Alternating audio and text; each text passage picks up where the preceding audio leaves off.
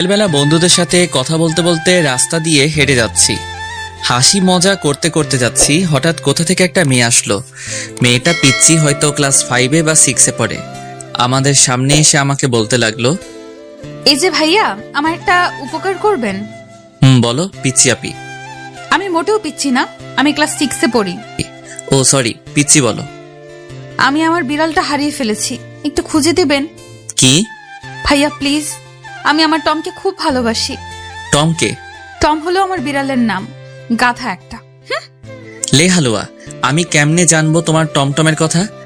দেখুন ভাইয়া, আমার টমকে টম টম বলবেন না। আচ্ছা তুমি কি পাগল? আপনাকে আমি। এই বলে আমার হাতে কামড় দিয়ে দৌড়ে চলে গেল। এসব আমার বন্ধুরা দেখে হাসতে লাগলো। আমি ব্যথায় মা গো বাবা গো বলে চিল্লাচ্ছি, আর হারামি বন্ধুরা দাঁত কেলিয়ে হাসছে। তখন জিহাদ বলল, দোষ, কামড়টা কেমন লাগলো? আরে শালা মজা নিস, এদিকে আমি ব্যথায় মরছি। তোর কপাল এটাই ছিল। কি সুন্দর করে কামড় দিল। মেয়েটা এমন কেন করলো রে? তুমি চান্দু মেয়েটাকে পাগল বলবা, আর মেয়েটা তোমায় চুমু দিবে? চুমু দিলে না করি না, আমার মন অনেক বড়, সেখানে সবার জায়গা হবে। সবাইকে বোনের নজরে দেখবি। দেখলি না মেয়েটা তোকে কি সুন্দর করে ভাইয়া ডাকলো। ভাইয়া থেকে জামাই হব, তোদের কথা দিলাম। তার মানে আমাদের লেখক প্রেমে পড়েছে, এটাও সম্ভব? ইয়ে না মানে হাত ব্যথা করছে, চল। কথা এড়িয়ে যাচ্ছিস কেন? তুই ব্যথায় মরে যাওয়ার আগে স্বীকার কর। ঠিক, স্বীকার কর, না হলে ছাড়ছি না। আরে ধুর, রাগ দেখিয়ে লাভ নাই চান্দু। প্রেমে পড়ছি, এবার ছেড়ে দে। এরপর হাত ধরে বাসায় চলে যেতে লাগলাম। এবার আমার পরিচয়টা দেই, আমি শাহরিয়ার রহমান, এবার এসএসসি দিব। বাবা মার তৃতীয় সন্তান, আমি ছোট, আমার বড় ভাই আর আপু আছে, বাবা আইনজীবী, মা গৃহিণী। আমি বাসায় গিয়ে কলিং বেল দিলাম, একটু পর ভাবি এসে দরজা খুলে দিল। ভাবি, খুব খিদে পেয়েছে। সোফায় বস, চা আর বিস্কুট দিচ্ছি। আচ্ছা ঠিক আছে মা, কই? রুমে আছে হয়তো। এরপর ভাবি চলে গেল, আমি সোফায় বসে ফোন টিপছি। একটু পর ভাবি চা বিস্কুট নিয়ে আসলো, আমি চা খাচ্ছি আর ভাবির সাথে গল্প করছি। তখন ভাবি বলল, শারিয়ার আমাকে নিয়ে আমাদের বাসায় যাবে? কেন ভাইয়া? তোমার ভাই তো ভাই, আর তার কোনো সময় নেই, তাই বললো তোমাকে নিয়ে যেতে। ও আচ্ছা, কবে যাবে? কালকে যাব। আচ্ছা তাহলে আমি কালকে স্কুল শেষে নিয়ে যাব। আচ্ছা এখন গিয়ে পড়তে বসো কেমন? এরপর আমি আরো কিছুক্ষণ গল্প করে রুমে গিয়ে পড়তে বসলাম। কিন্তু আমার একটা অভ্যাস, পড়তে বসলে ফোন টিপি, তাই দুইটাই করতে লাগলাম। একটু পর আপু আসলো, আপু এসে ঝাড়ি দিয়ে বলল, কিরে, পড়তে বসলে ফোন টিপিস কেন? আমার মনে রং লাগছে এই জন্য। চুপচাপ পড়তে বস। তুই প্রেম কর, যা। থাপ্পড় দিব একটা, সে তোর দুলাভাই হয়। হইছে, যা তো, বিরক্ত করিস না। এরপর চলে গেল। আমিও মোটামুটি কালকের পড়া শেষ করে রাতের খাবার খেতে গেলাম। খাবার খেয়ে রুমে এসে ফোনটা চার্জে দিয়ে শুয়ে পড়লাম। আর তখনই মনে হলো রাস্তায় দেখা সেই পিচ্চি মেয়েটার কথা। আমি মেয়েটার কথা ভাবছি আর একা একা হাসছি। সত্যি মেয়েটা অনেক সুন্দর। এই পিচ্চি মেয়েটা যদি আমার বউ হতো কত ভালো হতো। আচ্ছা, তার নামটা জানা হলো না, কি করা যায়? কালকে কি মেয়েটা সেখানে আসবে? আর আসবে কেন? মেয়েটা তো পিচ্চি।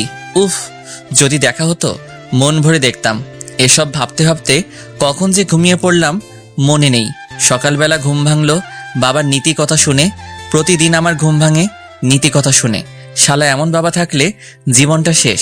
সকাল সকাল কি সুন্দর একটা স্বপ্ন দেখছিলাম, সব শেষ করে বাবা আবার বলতে লাগলো, ভালো ছাত্র কখনো 9টায় ঘুম থেকে উঠে? আব্বা চুপ করো তো। তোর ক্লাসমেটটা সারাদিন পড়াশোনা করে আর তুই বনজামি করিস। উফ কি জ্বালা, চুপ করো তো। স্কুলে কি আমি যাব? হ্যাঁ তুমি যাও, ভালো হবে। চুপ, ওঠ। বাবার ঝাড়ি খেয়ে ফ্রেশ হতে চলে গেলাম। ফ্রেশ হয়ে স্কুলের জন্য রেডি হয়ে নিলাম। তারপর গেলাম খাবার খাওয়ার জন্য। খাবার খেয়ে মার কাছ থেকে টাকা নিয়ে সাইকেল চালিয়ে স্কুলে চলে আসলাম। স্কুলে এসে সাইকেল রেখে ক্লাসে গেলাম। ক্লাসে গিয়ে দেখি জিহাদ মেয়েদের সাথে কথা বলছে। আমাকে দেখে আমার কাছে আসলো আর বলল, দোস্ত, আমাকে ওরা একা পেয়ে চর দিছে। কি বলিস, তাই নাকি? রে। ওকে দাঁড়া দেখছি।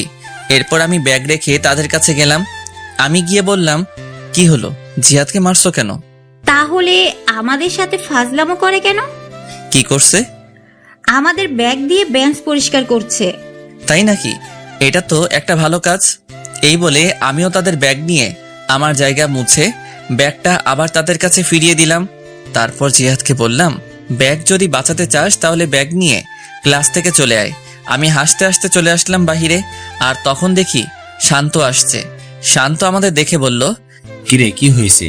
আমি সবটা বললাম। সব শুনে শান্ত হাসতে লাগলো, আর জিহাদ বলল, দোস্ত আজকে কাজটা ঠিক হয়েছে। চল ক্লাসে যাই, সময় হয়ে গেছে। এরপর আমরা ক্লাসে চলে আসলাম। ক্লাসে এসে ক্লাস করতে লাগলাম। সবগুলো ক্লাস করে বের হলাম। বের হয়ে তিনজন রাস্তার এক পাশ দিয়ে সাইকেল চালিয়ে যাচ্ছি। হঠাৎ দেখতে পেলাম কালকের মেয়েটিকে। মেয়েটি হেঁটে হেঁটে বাসার দিকে যাচ্ছে হয়তো। আমি মেয়েটির কাছে গিয়ে সাইকেল ব্রেক করলাম, আর মেয়েটি বলল, আপনি কালকের ভাইয়াটা না? কোথায় যাচ্ছ? বাসার দিকে যাচ্ছি, দেখতে পাচ্ছেন না? না, আমি তো কানা। এটাই ঠিক, আপনি কানা। চলো তোমাকে এগিয়ে দেই। না লাগবে না, আপনি যান। আরে চলো তো। মেয়েটিকে এক প্রকার জোর করে সাইকেলে তুললাম। তারপর মেয়েটির সাথে কথা বলতে বলতে সাইকেল চালাতে লাগলাম। আচ্ছা, তোমাকে তো এই এলাকায় আগে দেখিনি। আমার বাবা এই জায়গায় বদলি হয়েছে তাই। ও, তোমার নাম কি? আমার নাম নুসরাত জাহান ঐশী। আপনার? মাশাআল্লাহ, খুব সুন্দর নাম, শাহরিয়া রহমান। আমাকে এখানে নামিয়ে দেন। আমি ঐশীকে নামিয়ে দিলাম আর বললাম, কালকে একই জায়গায় অপেক্ষায় থাকবো, আর বিকালে বের হব। আচ্ছা ঠিক আছে, আমি ছাদে আসবো। আল্লাহ হাফেজ। আল্লাহ হাফেজ। এরপর বিদায় দিয়ে মেয়েটা চলে গেল। আমি ঐশীর যাওয়ার দিকে চেয়ে আছি। হঠাৎ আমাকে শান্ত ধাক্কা দিয়ে বলল, এই যে লেখক চলে গেছে, এবার বাসার দিকে যাওয়া যাক। চলো। এরপর আমি বাসার দিকে যেতে লাগলাম, আর যেতে যেতে জিহাদ বলল, এত তাড়াতাড়ি সবকিছু কেমনে সম্ভব? আর এসব বাদ দে। কেন বাদ দিবে কেন? তুই প্রেম করবি, আমরা কি করবো? তোরা বসে বসে দেখবি। আগে আমাদের সেটিংটা করিয়ে দে, না হলে তোর প্রেমে ভেজাল লাগামু। দিবনি। জিহাদ, তোর জন্য ক্লাসের ওই বজ্জাত মেয়ে লাবিবা ঠিক আছে? ঠিক আছে। ওর সাথে রিলেশন করলে দিনে কয়টা যে চর খামু হিসাব নাই। এটাই আমি চাচ্ছি। এসব কথা বলতে বলতে বাসায় চলে আসলাম। বাসায় এসে ফ্রেশ হয়ে নিলাম। ফ্রেশ হয়ে খাবার খেয়ে রেডি হলাম। ভাবিকে তার বাবার বাসায় দিয়ে আসার জন্য আমি রেডি হয়ে রুম থেকে বের হলাম। ও মা, সোফায় তাকিয়ে দেখি ভাবি ব্যাগ নিয়ে বসে আছে। আমি অবাক হলাম, কারণ ভাবির রেডি হওয়া এত তাড়াতাড়ি কেমনে? হয়তো বাবার বাসা অনেকদিন পর যাবে, তাই হয়তো। এসব ভেবে ভাবির কাছে গেলাম। ভাবির কাছে যেতেই আমার হাতে বাইকের চাবি দিয়ে বলল, বাইক বের করো। তারপর মাকে বললাম, টাকা দাও। টাকা লাগবে না, তোর ভাবির কাছে দিয়েছি। আরে আমাকে দাও। দরকার নাই। লে বাবা, বেড়াতে যাচ্ছি টাকা ছাড়া। তোর ভাবির কাছে দিয়েছি।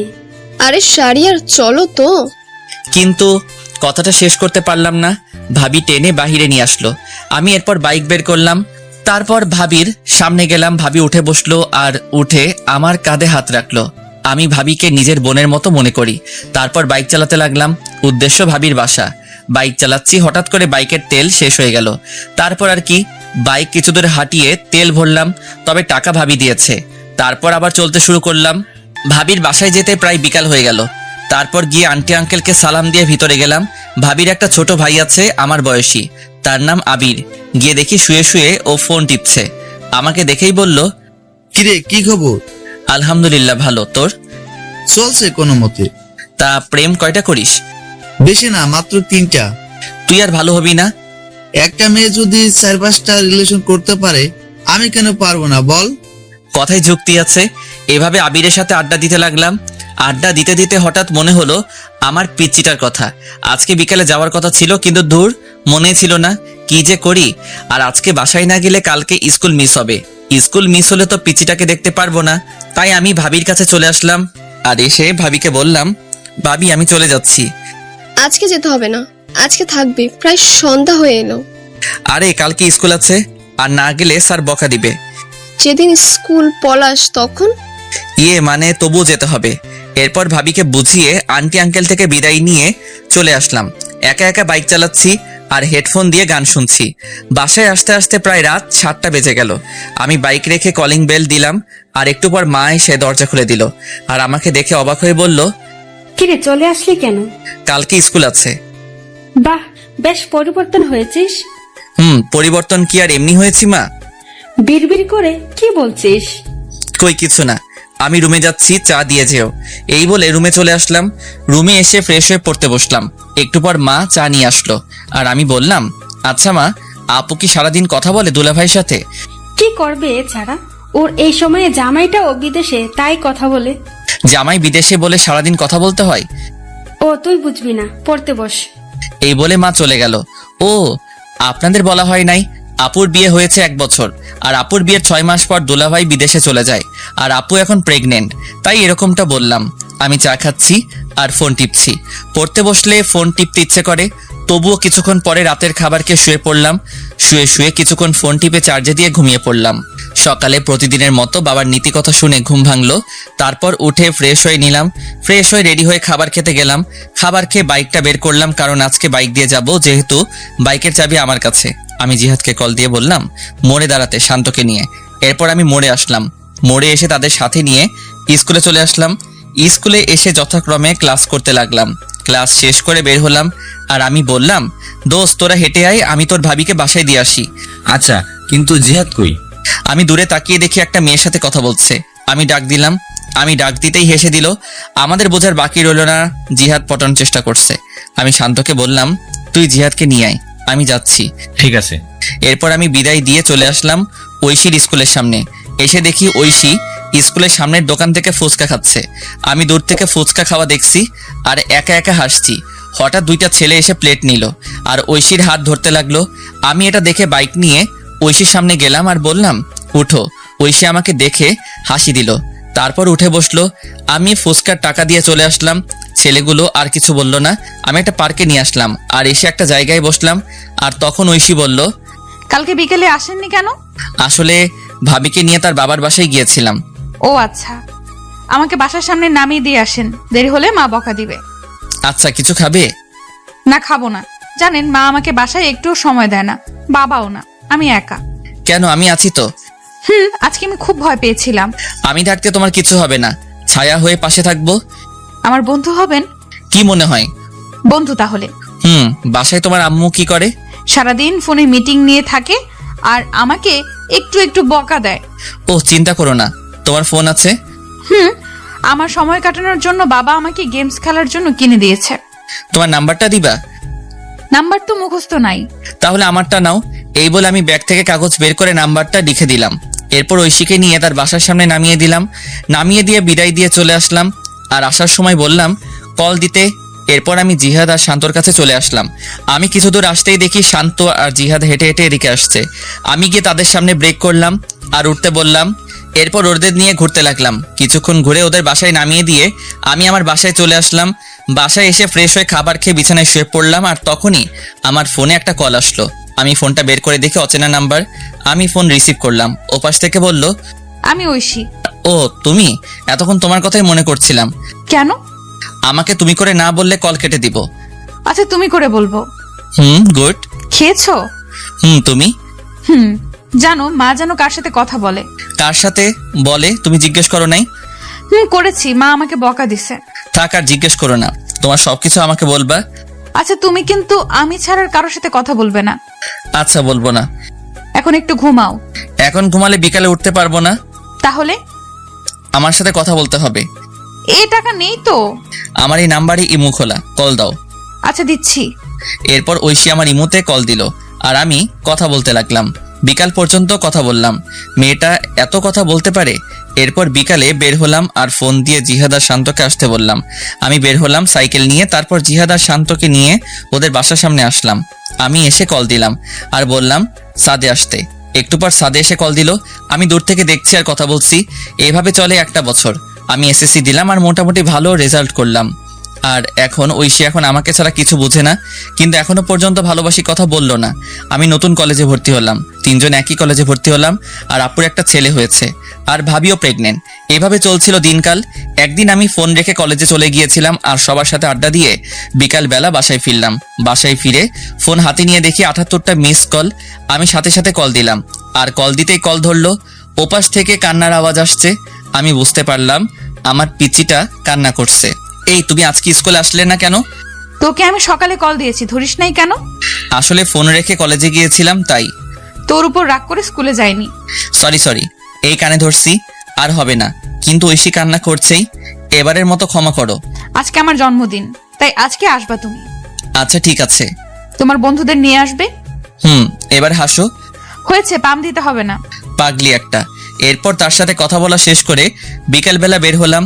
তারপর জিহাদ আর শান্তকে আসতে বললাম আর ওদের নিয়ে মার্কেটে আসলাম। মার্কেটে এসে একটা উপহার কিনলাম, কিনে বের হলাম। তারপর বাইক নিয়ে চলে আসলাম। আমরা বাইক পার্ক করে ভিতরে গেলাম, গিয়ে দেখি ঐশী তার বান্ধবীদের সাথে কথা বলছে। আমাদের আসতে দেখে আমাদের কাছে আসলো আর এসে বলতে লাগলো, এত দেরি হলো কেন? আসলে রাস্তায় অনেক জ্যাম। হয়েছে, আর বলতে হবে না, চলো ভেতরে যাই। চলো। এরপর আমরা ভিতরে গেলাম। ঐশী তার মা বাবার সাথে পরিচয় করিয়ে দিল, কিন্তু আমি ওর মায়ের সাথে কথা বলে তেমন ভালো মানুষ মনে হলো না, একটু অহংকারী। ওর বাবা অনেক ভালো মানুষ, আমাদের সাথে বেশ আড্ডা দিতে লাগলো। এইভাবে চলে গেল বেশ কিছুক্ষণ। তারপর কেক কাটা হলো। কেক কাটার পর ঐশী সবাইকে কেক খাইয়ে দিল। যখন আমার কাছে আসলো তখন কানের কাছে এসে বলল, এখন কেক খান, পরে আপনার কপালে মায়ের আছে, সকালেরটা ভুলিনি। না মানে। এরপর ঐশী আমাকে কেক খাইয়ে দিল, তারপর চলে গেল। তারপর আমরা খাওয়া দাওয়া করলাম, সবাই চলে যেতে লাগলো বিদায় দিয়ে। তাই আমরাও চলে যাওয়ার জন্য আঙ্কেলের কাছ থেকে বিদায় দিলাম। বিদায় দিয়ে ঐশীর কাছে আসলাম। ঐশীর কাছে এসে বললাম, যাচ্ছি তাহলে। তখন আমাকে একটা নীরব জায়গায় টেনে নিয়ে আসলো আর এসে আমাকে কিল ঘুষি মারতে লাগলো। আমি এসব কাণ্ড দেখে একা একা হাসছি। আর কোনো দিন যদি দেখি আমার সাথে এমন করতে। আর করব না, এবার খুশি? খুশি, সাবধানে যেও। এরপর বিদায় দিয়ে চলে আসলাম। আমি জিহাদ আর শান্তকে তাদের বাসায় নামিয়ে দিয়ে আমি আমার বাসায় চলে আসলাম। বাসায় এসে ফ্রেশ হয়ে পড়তে বসলাম। পড়ছি তখনই ঐশী কল দিল। আসসালামু আলাইকুম। ওয়ালাইকুম আসসালাম। কি করো? এই তো পড়ছি, তুমি? আমিও পড়তে বসলাম। শোনো না, বলো। আমি না একজনকে ভালোবাসি। সাথে সাথে মনটা খারাপ হয়ে গেল, হাসি মুখটা মলিন হয়ে গেল। তখন আমি বললাম, ও ভালো তো। তুমি কালকে ওই জায়গায় আসবে। কলেজ শেষ করে সময় পেলে আসবো। আসতে হবে। আর শাড়িটা কিন্তু খুব সুন্দর হয়েছে। ধন্যবাদ। কালকে স্কুলে যাব না, বুঝলে? আচ্ছা ঠিক আছে। এরপর আরো কিছু কথা বলে ফোনটা রেখে দিলাম আর বলতে লাগলাম, আমি যে তোমায় বড্ড বেশি ভালোবাসি। কেন বুঝতে পারো না? আমার চোখের সামনে অন্য কারো হাত ধরে বলবে এটা আমার ভালোবাসার মানুষ। কালকে এই দৃশ্য আমার জন্য অপেক্ষা করছে না, আমি পারবো না তোমায় ছাড়া থাকতে। এই বলে নিজের হাত কেটে ফেললাম। নিজের হাত থেকে যতটা না ব্যথা অনুভব হচ্ছে তার চেয়ে বেশি কষ্ট হয়েছিল। মনে হচ্ছিল এখনই যদি মারা যেতাম হয়তো সবকিছু ঠিক হতো, এটাই ভালো হতো। হঠাৎ মনে হলো কেউ আসছে আমার রুমে। আমি তাড়াতাড়ি করে রুম থেকে ব্যান্ডেজ নিয়ে ওয়াশরুমে চলে গেলাম। ওয়াশরুমে গিয়ে ব্যান্ডেজ করে বের হলাম। বের হতেই আমাকে মা বলতে লাগলো, কি রে, তোর হাতে কি হয়েছে? আসলে পড়ে গেছিলাম তো তাই। দেখে চলবি না, কি যে করিস। মা কিছু হবে না, তুমি যাও, আর আমি খেয়ে আসছি। খাবো না? আচ্ছা। এরপর মা চলে গেল। আমি বিছানায় শুয়ে পড়লাম। শুয়ে শুয়ে ঐশীর কথা ভাবছি। মেয়েটা কি সত্যি আমাকে ছেড়ে চলে যাবে? তাকে ছাড়া কি করে থাকবো? এসব ভাবতে ভাবতে কখন যে ঘুমিয়ে পড়লাম মনে নেই। সকালবেলা ঘুম থেকে উঠে ফ্রেশ হয়ে রেডি হয়ে নিলাম। তারপর অল্প খাবার খেয়ে কলেজে চলে আসলাম। আসলে সবকিছু করছি আগের মতো, কিন্তু ওই যে মন ভালো না থাকলে কিছু ভালো লাগে না।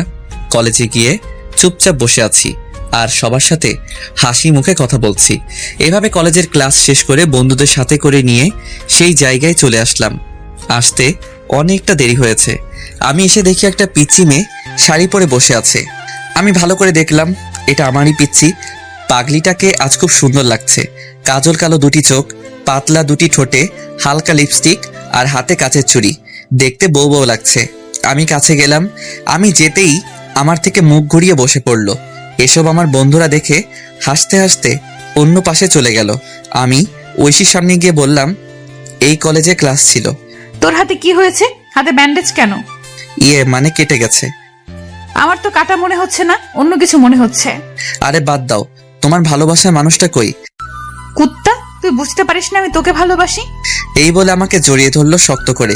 আমিও শক্ত করে জড়িয়ে ধরলাম। আমি জানি তুমি আমার জন্য পাগলামি করছো। তুমি কি করে বুঝতে পারলে? হার্টে কানেক্টেড, বুঝলে? বুঝতে পারছি, এবার ছাড়ো। না, আর একটু। এটা পার্ক কিন্তু। তখন জিহাদ বলতে লাগলো, সবাই ফ্রিতে সিনেমা দেখছে। আমি কথাটা শুনে ছেড়ে দিলাম। আর ঐশী বলল, আমার চকলেট কই? মনে নেই, কি? যাওয়ার সময় কিনে দিব। এবার খুশি? এবার চলো একটু ঘুরবো। এরপর জিহাদ আর শান্ত চলে গেল। তাদের নাকি বাসায় কাজ আছে। আমি ঐশীকে নিয়ে বিকাল পর্যন্ত ঘুরে তাকে একটা রিকশায় তুলে দিয়ে বাসায় চলে আসলাম। বাসায় এসে আপু ঝাড়ি দিতে শুরু করলো। কলেজ কি মাত্র শেষ হলো? আড্ডা দিছি। এত আড্ডা কিসের? আমি কোনো কথা না বলে রুমে গিয়ে ফ্রেশ হয়ে নিলাম। তারপর মাকে বললাম খাবার দিতে। এরপর আমি খাবার খেয়ে ছাদে এসে ঐশীকে কল দিলাম। কল হতেই কল ধরলো। আমি ঐশীর সাথে কথা বলতে লাগলাম। এইভাবে চলছিল আমাদের দুষ্টু মিষ্টি ভালোবাসা। 2 বছর পর আমি ইন্টার পরীক্ষা দিয়ে বেকার বসে আছি, আর ওদিকে ঐশী এবার ক্লাস 9-এ উঠেছে। তাই সারাদিন ঐশীর সাথে কথা বলি। একদিন রাতে ঘুমিয়ে আছি, হঠাৎ আমার ফোনে কল আসলো। আমি ফোনটা হাতে নিয়ে দেখি ঐশী ফোন দিয়েছে। আমি ঘুম ঘুম চোখে রিসিভ করলাম। রিসিভ করতেই ওপাশ থেকে কান্নার শব্দ ভেসে আসলো। আমি কান্নার শব্দ পেয়ে বিছানা থেকে উঠে বসলাম আর বলতে লাগলাম, এই কান্না করছো কেন? আমাকে বাঁচাও, আমার মা বাবা আমাকে মেরে ফেলবে। মানে কি বলো? তুমি এখন কোথায়? আমি এখন এই জায়গায় লুকিয়ে বসে আছি, বাবা মা আমাকে খুঁজছে। আমি এখনই আসছি। এই বলে আমি ফোন কেটে দিয়ে রেডি হয়ে সাইকেল নিয়ে চলে আসলাম। এসে সেই জায়গায় আসলাম, আর আমাকে দেখে ঐশী আমার সাইকেলে উঠে বসলো আর বলতে লাগলো, তাড়াতাড়ি চলো। আমি তাড়াতাড়ি সাইকেল চালাতে লাগলাম। তখন একবার পিছনে তাকিয়ে দেখি একটা গাড়ি জোরে আমাদের দিকে আসতে লাগলো। আর তখন ঐশী বলতে লাগলো, এই তারা এসে পড়লো, তাড়াতাড়ি যাও।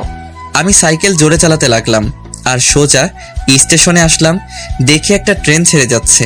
আমি সাইকেল থেকে নেমে ঐশীকে নিয়ে চলন্ত ট্রেনে উঠে পড়লাম। আর তাকিয়ে দেখি ঐশীর বাবা মা গাড়ি থেকে নেমে বলতে লাগলো, দেখ, মেয়েটা চলে গেল, এবার সবকিছু পুলিশকে না বললেই হয়। এদিকে আমি ট্রেনে উঠে হাঁপাতে লাগলাম আর ঐশীও হাঁপাতে লাগলো। আমি ট্রেনের ভিতরে গেলাম আর একটা ফাঁকা জায়গা দেখে ঐশীকে নিয়ে বসে পড়লাম। অনেকক্ষণ চুপ থাকার পর আমি বললাম, কি হয়েছে আমাকে সব বলো। শুরু তাহলে। বাবা মা রাতের বেলায় আলোচনা করছিল। আমি তোমার সাথে কথা বলে পানি খাওয়ার জন্য টেবিলে আসলাম। তারপর পানি খেয়ে যখন বাবা মায়ের রুমের সামনে দিয়ে যাচ্ছিলাম, তখন কিছু কথা কানে আসে। কথাগুলো এমন ছিল, ওরা নাকি আমার কাকা কাকি। আমার যখন 1 বছর ছিল তখন নাকি আমার বাবা মা মারা যায় অ্যাক্সিডেন্টে। আর আমার বাবার সব সম্পত্তি আমার নামে হওয়ায় আমার কাকা কাকি আমাকে লালন পালন করছে। আর কালকে নাকি আমাকে জোর করে দলিলে সাইন করাবে, আর সাইন না করলে মেরে ফেলতে পারে। পরে আমি এসব শুনে ফোন নিয়ে আর ব্যাগ গুছিয়ে লুকিয়ে বাইরে এসে তোমাকে কল দিলাম। ও আচ্ছা, কিন্তু আমি তো কিছু নিয়ে আসি নাই, আর এখন তো তোমাকে নিয়ে চিন্তা হচ্ছে। আমার বাসা থেকে 10,000 টাকা আর কিছু আমার অলংকার নিয়ে আসছি। তার মানে আমরা পালিয়ে যাচ্ছি? যেটা মনে করো। আচ্ছা, কি আর করার। তখনই একটা লোক এসে ট্রেনের টিকিট দেখতে চাইলো, কিন্তু আমাদের কাছে তো টিকিট নেই, তাই ভাড়া দিলাম আর সাথে জরিমানাও দিলাম। এরপর লোকটা আমাদের হাতে টিকিট দিয়ে চলে গেল আর বলে গেল কেউ আসলে এটা দেখাতে। আমিও বিদায় দিলাম। আমি টিকিট দেখে দেখি এটা রাজশাহী যাওয়ার টিকিট, তার মানে আমরা রাজশাহী যাচ্ছি। তখনই ঐশী বলল, এই খুব ঘুম পাচ্ছে। ঘুমাও। ঐশী আমাকে জড়িয়ে ধরে ঘুমিয়ে পড়লো। আমিও কখন যে ঘুমিয়ে পড়লাম মনে নেই। ঘুম ভাঙলো ঐশীর ডাকে, এই আমরা চলে আসছি, ওঠো। তারপর আমরা ট্রেন থেকে নেমে কোথায় যাব কিছু বুঝতে পারছি না। আগে একটা বাসা ঠিক করা দরকার। তারপর স্টেশন থেকে বেরিয়ে এক পাশ দিয়ে হাঁটতে লাগলাম। হঠাৎ চোখ পড়লো একটা লিফলেটের উপর লেখা বাসা ভাড়া দেওয়া হবে। আমি লিফলেটের নিচে থাকা নাম্বারে কল দিলাম। কিছুক্ষণ কল হতেই কল ধরলো। আসসালামু আলাইকুম। ওয়ালাইকুম আসসালাম। জি, বাসা ভাড়ার জন্য ফোন দিলাম। ও, বিবাহিত ছাড়া ভাড়া দেওয়া হয় না? জি, আমরা বিবাহিত। তাহলে এখন তো সকাল 7টা বাজে, আপনি 10টায় আসেন আর সাথে করে বিয়ের কাবিননামা নিয়ে আসবেন। জি আচ্ছা, ধন্যবাদ আপনাকে। এরপর ফোন কেটে দিলাম। ফোন কেটে দিয়ে ঐশীকে বললাম বিয়ে করা লাগবে। চলো কাজী অফিসে। আরে সাক্ষী লাগবে না, টাকা দিলে সব হয়, চলো তো। এরপর একজনকে জিজ্ঞেস করে কাজী অফিসের দিকে যেতে লাগলাম। তারপর পৌঁছে গেলাম। গিয়ে দেখি আমাদের মতো আরো এক কাপল বিয়ে করার জন্য আসছে। আমাদের দেখে ওখানের ছেলে বলল, ভাই কি বিয়ে করবেন? ভাই কেন? আপনি আমার বিয়ের সাক্ষী হয়ে যান আর আমি আপনারটা। আচ্ছা। কাজীকে বুঝতে দেবেন না আমাদের মধ্যে পরিচয় নেই, না হলে বেশি টাকা চাইবে। ওকে। এরপর আমরা ভিতরে গেলাম। ভিতরে গিয়ে একে একে বিয়েটা সেরে ফেললাম।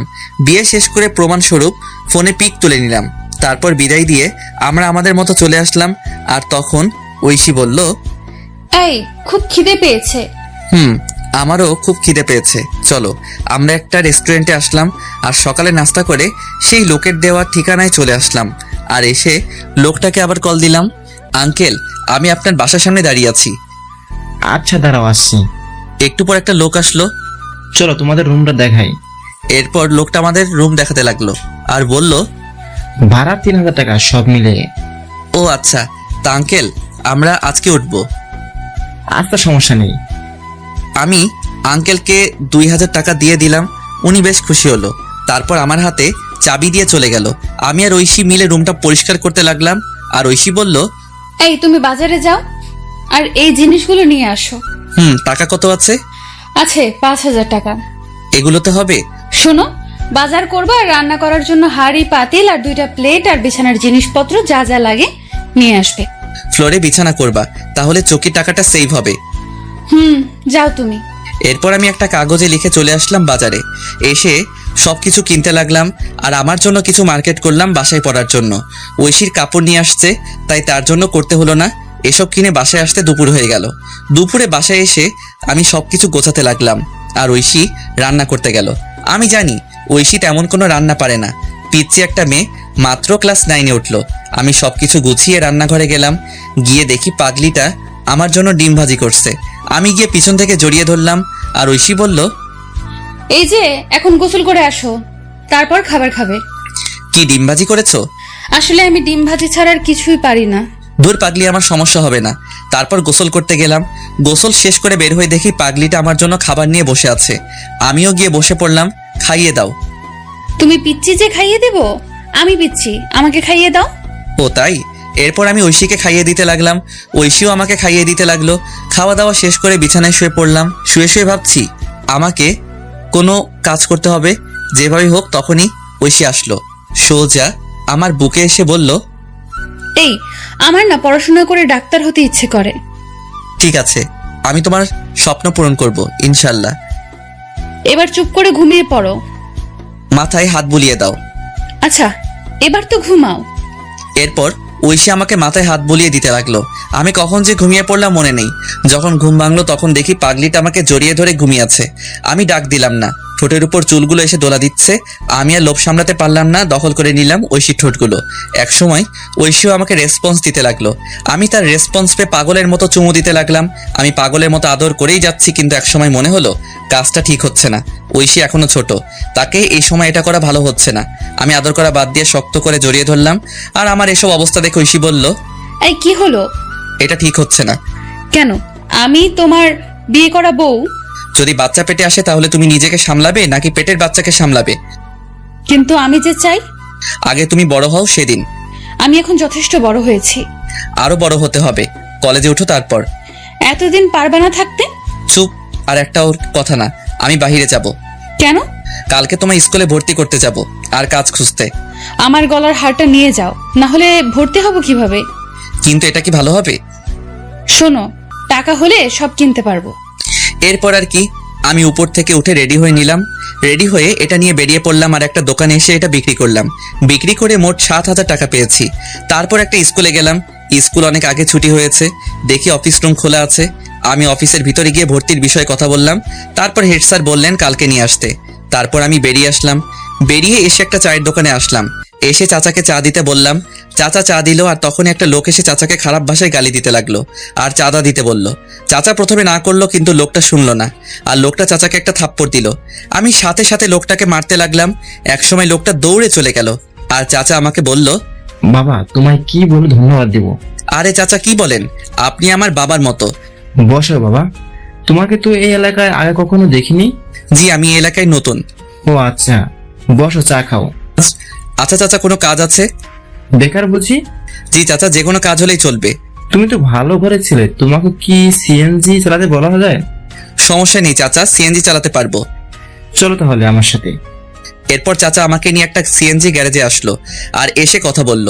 কথা বলে আমার হাতে সিএনজি এর চাবি দিল আর একটা লোক এসে আমাকে সিএনজি চালানো শিখিয়ে দিল। এসব করতে করতে সন্ধ্যা হয়ে গেল, তাই ভাবলাম প্রথমবার একটা ভাড়া মেরে আসি। যেই ভাবা সেই কাজ। আমি বেরিয়ে পড়লাম সিএনজি নিয়ে। একটা মোড়ে এসে বসে আছি। হঠাৎ একটা মহিলা আসলো আর বলল, এই জায়গায় যাবে? আমি বললাম জি ওঠেন। মহিলাটি উঠলো। আমি বললাম আমি তো তেমন চিনি না, আপনি একটু দেখিয়ে দিলে ভালো হতো। ওকে, সমস্যা নেই। এরপর মহিলাটা আমাকে রাস্তা দেখিয়ে দিল। আমি মহিলাটির জায়গায় নামিয়ে দিলাম। তারপর মহিলাটি আমাকে 100 টাকা দিল। আন্টি, আমি তো ভাড়া জানি না। আরে ভাড়া 80 টাকা আর তুমি 100 টাকা রেখে দাও। না আন্টি, আমার কাছে 20 টাকা আছে, নিন। এই বলে আমি 20 টাকা দিয়ে চলে আসলাম। এভাবে রাত 10টা পর্যন্ত ভাড়া মারলাম। মোট 400 টাকা ভাড়া মারলাম। তারপর সিএনজি জমা দিলাম আর 150 টাকা সিএনজির মালিককে দিয়ে আমি বাসায় চলে আসলাম। বাসায় আসার আগে কিছু চকলেট নিলাম। বাসায় এসে দেখি পাগলিটা খাবার নিয়ে বসে আছে। আমাকে দেখে বলল, এতক্ষণ কই ছিলা? কাজে। যাও ফ্রেশ হয়ে আসো। আর তোমার শরীরের এই অবস্থা কেন? আরে কিছু না, বলো বলছি। আমি সিএনজি চালাই। এই কথা শুনে ঐশী কান্না করতে লাগলো। আমি বললাম, এই পাগলি কান্না করো কেন? তুমি আমার জন্য এত কষ্ট করছো? খুব ভালোবাসি যে। আমিও খুব ভালোবাসি পাগল। আমি ফ্রেশ হয়ে আসি পাগলি, এত কান্না করে না। যাও। এরপর আমি ফ্রেশ হতে গেলাম। তারপর ফ্রেশ হয়ে এসে বসলাম খাবার খাওয়ার জন্য। বাহ, আজ দেখি ডাল রান্না করলা। ইউটিউব দেখে সব শিখবো আর রান্না করব। তাই নাকি? হা করো। এরপর ঐশী আমাকে খাইয়ে দিতে লাগলো, আমিও খাইয়ে দিলাম। তারপর খাবার খেয়ে শুয়ে শুয়ে ফোন টিপছে আর একটু পর ঐশী আমার বুকে আসলো আর বলল, এই যে আজকে কিন্তু বাসর রাত। জি ম্যাডাম। আদর দাও। না, আগে তোমার বয়স 18 হোক। উফ, যাও, লাগবে না। এই বলে বুক থেকে নেমে ওদিকে ফিরে শুয়ে পড়লো। আমি ফোনটা রেখে পিছন থেকে জড়িয়ে ধরলাম আর জড়িয়ে ধরতেই কেঁপে উঠলো।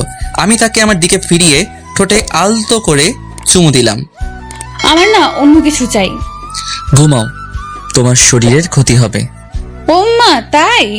এই বলে আমার কপালে চুমু দিয়ে আমাকে জড়িয়ে ধরে ঘুমিয়ে পড়লো। আমিও পাগলিটাকে জড়িয়ে ধরে ঘুমিয়ে পড়লাম। সকালবেলা ঘুম ভাঙলো। পাগলিটা ডাক শুনে আমি উঠে ফ্রেশ হয়ে রেডি হয়ে নিলাম। তারপর রেডি হয়ে নিলাম, ঐশীও রেডি হয়ে নিল। তারপর দুজনে খাবার খেয়ে বের হলাম। বের হয়ে একটা রিক্সা নিয়ে স্কুলের উদ্দেশ্যে রওনা দিলাম। কিছুক্ষণ পর স্কুলে পৌঁছে গেলাম। তারপর স্কুলে ঐশীকে ভর্তি করে দিলাম। ঐশীকে স্কুলে ভর্তি করে বিদায় দিয়ে চলে আসলাম। আর আসার সময় বলে আসলাম আমি নিতে আসবো। তারপর আমি এসে সিএনজি নিয়ে বের হলাম। একটা কলেজের সামনে আসলাম। আমি সিএনজি রেখে ভিতরে গেলাম। ভিতরে গিয়ে সোজা অফিসে চলে আসলাম। এসে বললাম, স্যার আসতে পারি? আসো। আমি ভিতরে গেলাম আর বললাম, স্যার কলেজে ভর্তি হতে আসছি। কাগজপত্র নিয়ে আসতো? জি স্যার, এই নিন। স্যার কাগজপত্র দেখতে লাগলো আর আমি আসার সময় কাগজপত্র নিয়ে আসছিলাম। তারপর সব কাজ শেষ করলাম। স্যার বললেন কাল থেকে কলেজে আসতে। আমি বাহিরে এসে কিছুক্ষণ সিএনজি চালিয়ে সিএনজিটা রেখে রিক্সা করে ঐশীকে আনতে গেলাম। ঐশীকে বাসায় রেখে আমি আবার সিএনজি চালাতে লাগলাম। সন্ধ্যা পর্যন্ত সিএনজি চালিয়ে বাসায় চলে আসলাম। বাসায় এসে ফ্রেশ হয়ে ঐশীকে বললাম কফি দিতে। আমি বিছানায় বসে পড়তে লাগলাম। ঐশী একটু পর কফি নিয়ে আসলো। আমি বললাম, নতুন স্কুল কেমন লাগলো? অনেক ভালো লাগছে, 2টা বান্ধবী পেয়েছি। ও আচ্ছা, এখন পড়তে বসো। তুমি কলেজে ভর্তি হয়েছো? কালকে থেকে কলেজে যাব। আচ্ছা। এরপর আমি পড়তে লাগলাম আর ঐশীও পড়তে লাগলো। পড়াশোনা শেষ করে খাবার খেয়ে ঘুমিয়ে পড়লাম। সকালে উঠে আমি ঐশীকে স্কুলে দিয়ে আমি কলেজে চলে আসলাম। কলেজে এসে একজনকে জিজ্ঞেস করে ক্লাসে গেলাম। ক্লাসে পিছনের বেঞ্চে বসে আছি। হঠাৎ একটা ছেলে আসলো আর আমার সাথে বসে পড়লো আর আমাকে বলল, হাই, আমি সাকিব, আমরা কি বন্ধু হতে পারি? হাই, আমি শাহরিয়ার রহমান। কিন্তু তোমার সাথে আমার কি মিলে? আরে বন্ধু কি পোশাক দেখে হয়? তবু আজকের যে সমাজ। আরে বাদ দাও, আজ থেকে আমরা তুমি করে বলবো। আচ্ছা। এরপর সাকিবের সাথে আড্ডা দিতে লাগলাম। একটু পর স্যার আসলেন। আমরা ক্লাস করতে লাগলাম। ক্লাস শেষ করে সাকিবকে নিয়ে বাহিরে আসলাম। আড্ডা দিই চলো। না রে, বাসায় কাজ আছে। আচ্ছা যা তাহলে। ওকে। তারপর আমি চলে আসলাম। ঐশীর স্কুলে এসে দেখি আমার জন্য বসে আছে। আমি যেতেই মুখ ঘুরিয়ে বসলো আর আমি গিয়ে পাশে বসলাম। এই যে সরি, ক্লাসে ছিলাম। তাই বলে এত দেরি? আচ্ছা, আর হবে না, এবার চলো। ফুচকা খাবো। আচ্ছা চলো। এরপর ঐশীকে নিয়ে একটা ফুচকার দোকানে আসলাম। এসে দুজন মিলে ফুচকা খেলাম। তারপর রিক্সা নিয়ে বাসায় চলে আসলাম। বাসায় এসে ফ্রেশ হয়ে খাওয়া দাওয়া করে বের হয়ে পড়লাম। আমি এসে সিএনজি চালাতে লাগলাম। রাত 10টা পর্যন্ত সিএনজি চালিয়ে বাসায় চলে আসলাম। এভাবে দিনগুলো বেশ ভালো কাটছিল। অনেকদিন পর একদিন আমি সন্ধ্যায় সিএনজি চালাচ্ছি। হঠাৎ দেখি সাকিব রাস্তায় সিএনজি দেখে দাঁড়াতে বলল। আমি মুখটা ঢাকলাম। তারপর আমি দাঁড়ালাম আর সাকিব উঠে পড়ল। ওই জায়গায় যাও। আমি গাড়ি চালাতে লাগলাম। একসময় মুখ থেকে কাপড়টা সরে যায় আর সাকিব দেখে ফেলে আর বলে গাড়ি থামাতে। আমি গাড়ি দাঁড় করালাম। তুই সিএনজি চালাস, আমাকে বলিস নাই? কি করব, কোনো চাকরি নেই। ধর বেটা, একবার আমাকে বলতি তুই। চুপ করে আছি। তুই কালকে এই জায়গায় যাবি, চাকরি হয়ে যাবে। কিন্তু কলেজ? কলেজের সব নোট আমি দেব, চিন্তা করিস না। আর তোর নাম্বার দে। আচ্ছা। এরপর আমি আমার নাম্বারটা দিলাম আর বিদায় দিয়ে চলে আসলাম। আমি তবুও রাত 10টা পর্যন্ত সিএনজি চালিয়ে বাসায় চলে আসলাম। বাসায় এসে ফ্রেশ হয়ে ঐশীর কাছে গেলাম। দেখি রান্নাঘরে কাজ করছে। ঐশীকে পিছন থেকে জড়িয়ে ধরে বললাম, এই কি করো? এই তো কাজ করি। খিদে পেয়েছে? যাও বসো, আমি আসছি। আচ্ছা। আমি বসে আছি, একটু পর ঐশী খাবার নিয়ে আসলো। আমি ঐশীকে খাইয়ে দিলাম আর সেও আমাকে খাবার খাইয়ে দিল। তারপর খাবার খেয়ে বিছানায় শুয়ে পড়লাম। শুয়ে শুয়ে ভাবছি চাকরিটা যদি হয় তাহলে একটু ভালো করে চলতে পারবো। প্রতিদিন এত কষ্ট আর ভালো লাগে না। তখনই ঐশী আমার কাছে আসলো। এই আমি কিন্তু এখন টেনে পড়ি, অনেক বড় হয়েছি। বুঝতে পারছি। বিয়ের তো প্রায় 1 বছর হলো, এখনো কাছে পেলাম না। তোমার স্বপ্ন পূরণ করতে হলে যে একটু কষ্ট করতে হবে। লাগবে না, আমার স্বপ্ন না, তুই ডাক্তার হবা, এটাই শেষ। আচ্ছা, আমার খুব ঘুম পেয়েছে। আমি ঐশীকে জড়িয়ে ধরে ঘুমিয়ে পড়লাম। ঐশীও ঘুমিয়ে পড়লো। সকালবেলা উঠে ফ্রেশ হয়ে রেডি হয়ে নিলাম। তারপর কাগজপত্র নিয়ে ঐশীকে স্কুলে নামিয়ে দিয়ে আমি অফিসে চলে আসলাম। আর আসার সময় বলে আসলাম চলে যেতে। আমি সাকিবের দেওয়া সেই ঠিকানায় চলে আসলাম। এসে ভিতরে গেলাম আর পিয়নকে বললাম স্যারের সাথে দেখা করব। আপনার নাম কি? শাহরিয়া রহমান। অপেক্ষা করুন, আমি ভিতর থেকে আসছি। এরপর পিয়ন চলে গেল। একটু পর বের হয়ে আমাকে বলল ভিতরে যেতে। আমি ভিতরে গিয়ে সালাম দিলাম। উনি আমাকে বসতে বললেন। আমি বসলাম আর ফাইলটা ওনার কাছে দিলাম। উনি ফাইল নিয়ে দেখতে লাগলেন। গুড, রেজাল্ট তো ভালো। তুমি যেহেতু সাকিবের বন্ধু তাহলে সমস্যা নেই। সাকিব আমার ভাতিজা। ও আচ্ছা। চাইলে আজকে জয়েন করতে পারো। আর প্রথমে তোমার বেতন হবে 15,000 টাকা। ধন্যবাদ স্যার, আপনি খুব বড় উপকার করলেন। ধন্যবাদ দেওয়ার কিছু নেই। আমি রাফিকে সব বলে দিচ্ছি, সে তোমায় কাজ বুঝিয়ে দিবে। আচ্ছা স্যার। এরপর স্যার পিয়নকে ডাক দিয়ে বলল রাফাকে ডাক দিতে। কিছুক্ষণ পর একটা মেয়ে আসলো আর তখন স্যার বলল, এই হচ্ছে শাহরিয়ার, আজকে নতুন জয়েন করলো, তুমি তাকে কাজ বুঝিয়ে দিবে। আচ্ছা স্যার। শাহরিয়ারকে ডেস্কে নিয়ে যাও আর বুঝিয়ে দাও। এরপর ফাইল নিয়ে চলে আসলাম আর মেয়েটা আমাকে একটা ডেস্কে নিয়ে আসলো। আমি বসলাম আর মেয়েটা বলল, হাই, আমি রাফা। হ্যালো, আমি শাহরিয়ার। চলুন আপনাকে কাজ বুঝিয়ে দেই। চলুন। এরপর রাফা আমাকে কাজ বুঝিয়ে দিতে লাগলো। আমি ভালো করে বুঝতে লাগলাম। এভাবে দুপুর হয়ে গেল আর রাফা বলল তার সাথে লাঞ্চ করতে, তাই তার সাথে ক্যান্টিনে খেতে গেলাম। তারপর সেখানে সবার সাথে পরিচিত হয়ে নিলাম। সবার সাথে পরিচিত হয়ে অনেক ভালো লাগলো। তারপর আবার কাজ করতে লাগলাম। কাজ করতে করতে কখন যে অফিসের টাইম শেষ হয়ে গেল বুঝতে পারলাম না। এভাবে চলতে লাগলো আমার দিনকাল। 1.5 বছর পর সকালবেলা রেডি হচ্ছি ঐশীকে কলেজে নিয়ে যাওয়ার জন্য। ও হ্যাঁ, এখন ঐশী কলেজে পড়ে। আমি সকালবেলা রিক্সা নিয়ে কলেজের উদ্দেশ্যে রওনা দিলাম। এই মন দিয়ে ক্লাস করবা। আচ্ছা, দুপুরে কি বাসায় আসবা? না, কাজ আছে অফিসে। ও আচ্ছা, রাতে তাড়াতাড়ি বাসায় ফিরবা। কথা বলতে বলতে ঐশীর কলেজে চলে আসলাম। কলেজে এসে ঐশী নেমে পড়লো। আমি ঐশীকে বিদায় দিয়ে আমার অফিসে চলে আসলাম। অফিসে এসে কাজ করছি। এখন সবাই আমাকে অফিসে এক নামে চিনে। স্যারও খুব ভালোবাসে আর পাশাপাশি পড়াশোনাও করছি। এসব করতে করতে বাড়ির কথা প্রায় ভুলেই গিয়েছিলাম, কারণ আমি জানি আমাকে কখনো বাবা মা ক্ষমা করবে না। আমিও সিম পাল্টে ফেলেছিলাম। অফিসে কাজ করছি, তখন পিয়ন আসলো আর আমাকে বলল, স্যার বলেছে লাঞ্চের পর ওনার সাথে মিটিং আছে। আচ্ছা ঠিক আছে। তারপর পিয়ন মামা চলে গেল। আবার দেখি রাফা আসলো আর এসে বলল, এই যে মিস্টার, হ্যাঁ নানু। আপনার পিচ্ছি বউ কেমন আছে? ভালো আছে। এবার তোর জামাইয়ের খবর কি? ভালো। বসো, চা খাও। আজকে আমার তেমন কাজ নেই। তাই নাকি? তাহলে এগুলো করতে থাকো। হালা, আমি আসলাম ফ্রি হয়ে আড্ডা দিতে আর তুই আমার হাতে ফাইল দিচ্ছিস। আরে করো না, হাজার হোক আমি তোর 2 নাম্বার জামাই। আহারে কি শখ। গো। তোর না স্যারের সাথে মিটিং এ যাওয়ার কথা? দুপুরের পর। গুড। তারপর বল, ভাতিজি কবে দেখবো? আরে সবই তো জানিস, ও এখনো পিচ্ছি। শালা, লাগতে দিমু। কলেজে পড়ে আর এখনো পিচ্ছি, তাই না? তবু যদি ক্ষতি হয়? আজকে রাতে বাসরটা সেরে নে। আমি তো নতুন, তাই তোর বাসর ঘরে ভিডিওটা দিস, শিখতে পারবো। হালা লুচ্চা, কাজ কর। তুই আবার লজ্জা পাস? জানতাম না। ভাই মাপ চাই, কাজ কর। এরপর কাজ করতে লাগলাম আর কাজ করতে করতে লাঞ্চের টাইম হয়ে গেল। আমি খাবার খেয়ে একটু রেস্ট নিয়ে গাড়ি বের করলাম। একটু পর স্যার আসলো। তারপর আমি যেতে লাগলাম। রাস্তাটা একটা পার্কের পাশ দিয়ে। আমি নিজের মতো করে ড্রাইভ করছি। হঠাৎ একপাশে চোখ পড়লো। দেখি ঐশী একটা ছেলের সাথে পার্কের বেঞ্চে বসে আছে। আমি এটা দেখে গাড়ি ব্রেক করলাম, আর গাড়ি ব্রেক করতেই স্যার বলে উঠল, শাহরিয়ার কোনো সমস্যা? না স্যার। যাও তাহলে, দেরি হয়ে যাচ্ছে। আমি এটা দেখে নিশ্চুপ হয়ে গেলাম। এতক্ষণ হাসি খুশি ছেলেটা এখন চুপচাপ হয়ে গেল। নিজের প্রিয় মানুষকে অন্যের পাশে দেখবো সেটা কখনোই ভাবতে পারিনি। ওইদিকে ঐশী, আচ্ছা সানি, আমরা তো বন্ধু তাই না? আর শোনো, তোমায় কিছু কথা বলবো। বলো। তোমার সাথে কি শাহরিয়ার ভাইকে মিলে তোমার চেয়ে কত বছর বড়, আর তুমি যদি ডাক্তার হও তাহলে কি তোমার সাথে যায়? কথাটা শুনে ঐশী চুপ করে রইল, আর ঐশীকে চুপ থাকতে দেখে সানি আবার বলল, আরে তুমি এত সুন্দর একটা মেয়ে, আর তোমার সাথে কি ওই কালো ছেলে মানায় না? কিন্তু সে খুব ভালো। আজকাল ভালো বলে কোনো কথা নেই, আর সমাজে চলতে গেলে আমার মতো স্টাইলিশ ছেলে দরকার। আজকে যেতে হবে, আল্লাহ হাফেজ। আর শোনো, এদিকে আমি ঐশীকে এই অবস্থায় দেখে খুব কান্না পাচ্ছে। কিন্তু ওই যে একটা কথা, ছেলেদের কখনো কান্না করতে নেই। ছেলেদের চোখে কান্না মানায় না, কারণ তারা পুরুষ। যে ছেলেটা বাসায় কোনো কাজ করে না কিন্তু পরিস্থিতির শিকার হলে সবকিছু করতে পারে, হ্যাঁ এটাই ছেলে। একটা ছেলে কখনো তার ভালোবাসাকে পরিবারের জন্য ছেড়ে যায় না, কিন্তু একটা মেয়ে পরিবারের জন্য ঠিকই চলে যায়।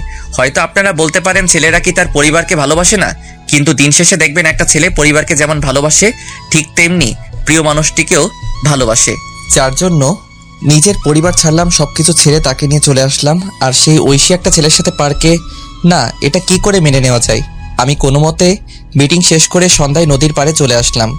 নদীর পাড়ে এসে বসে বসে কান্না করতে লাগলাম, যার জন্য নিজের লাইফ পরিবর্তন করলাম। আর সে অন্য একটা ছেলের সাথে। আজ পর্যন্ত আমি তাকে বকা পর্যন্ত দেইনি, হ্যাঁ এখনো দিব না। তুমি যা চাও তাই হবে। আমি না হয় অজানা রাজ্যে হারিয়ে যাব। এসব ভাবতে ভাবতে কখন যে রাত 11টা হয়ে গেল বুঝতেই পারলাম না। আমি উঠে বাসার দিকে হাঁটা দিলাম। রাস্তার এক পাশে দিয়ে হেঁটে যাচ্ছি আর আজকের ঘটনা মনে করছি। আমি হেঁটে বাসায় আসলাম। বাসায় এসে কলিং বেল দিলাম। একটু পর ঐশী এসে দরজা খুলে দিল আর আমাকে দেখে বলল, অফিস শেষ হয় বিকাল 5টায়, আর তুমি রাত 11টায় আসলে? আমি কোনো কথা না বলে ভিতরে চলে আসলাম। তারপর ফ্রেশ হয়ে নিলাম। ফ্রেশ হয়ে বিছানায় শুয়ে পড়লাম। আর তখন ঐশী আমার কাছে এসে বলল, আমি তোমাকে কিছু জিজ্ঞেস করছি, আর চলো খাবার খাবা। আমি বাইরে থেকে খেয়ে আসছি। কেন, তুমি জানো না আমি তোমায় ছাড়া খাই না? আমার শরীর খারাপ লাগছে, ঘুমাবো। আজকে তুমি এমন করছো কেন, কি হয়েছে? খুব ঘুম পাচ্ছে। আমি কম্বল জড়িয়ে ঘুমিয়ে পড়লাম। ঐশীও না খেয়ে শুয়ে পড়ল। সকালবেলা ঘুম ভাঙলো আজানের সময়। আমি উঠে পড়লাম, দেখি ঐশী এখনো ঘুমিয়ে আছে। আমি চুপচাপ ফ্রেশ হয়ে রেডি হয়ে বাইরে চলে আসলাম। বাইরে এসে মসজিদে গিয়ে ফজরের নামাজ আদায় করে পার্কের রাস্তায় হাঁটতে লাগলাম। একা একা, এখন ভোর, তাই তেমন লোকজন নেই। আমি পার্কের রাস্তায় হেঁটে চলছি, ভালোই লাগছে পরিবেশটা, নিবিড় আর ঠান্ডা বাতাস বইছে। তখনই আমার ফোনে কল আসলো। আমি ফোনটা বের করে দেখে ঐশী কল দিয়েছে। আমি ফোনটা রিসিভ করলাম, আর তখনই ওপাশ থেকে বলতে লাগলো, আমাকে না বলে চলে গেলে কেন, আর খাবার খেয়ে গেলে না কেন? তুমি ঘুমিয়েছিলে তাই ডাকিনি, আর আমার অফিসে কাজ আছে। আমি কি করলাম বলবে একটু? আরে তুমি আবার কি করবা, আর খাবার খেয়ে কলেজে যাও। বাই, আমি বিজি আছি। আমি কল কেটে দিলাম। তারপর ফোনটা সাইলেন্ট করে পকেটে রাখলাম। খুব খিদে পেয়েছে তাই পার্ক থেকে একটা রেস্তোরাঁয় আসলাম। এসে সকালে নাস্তা করে অফিসে চলে আসলাম। অফিসে এসে আমি ডেস্কে বসে কাজ করছি, কিন্তু কাজে মন বসছে না।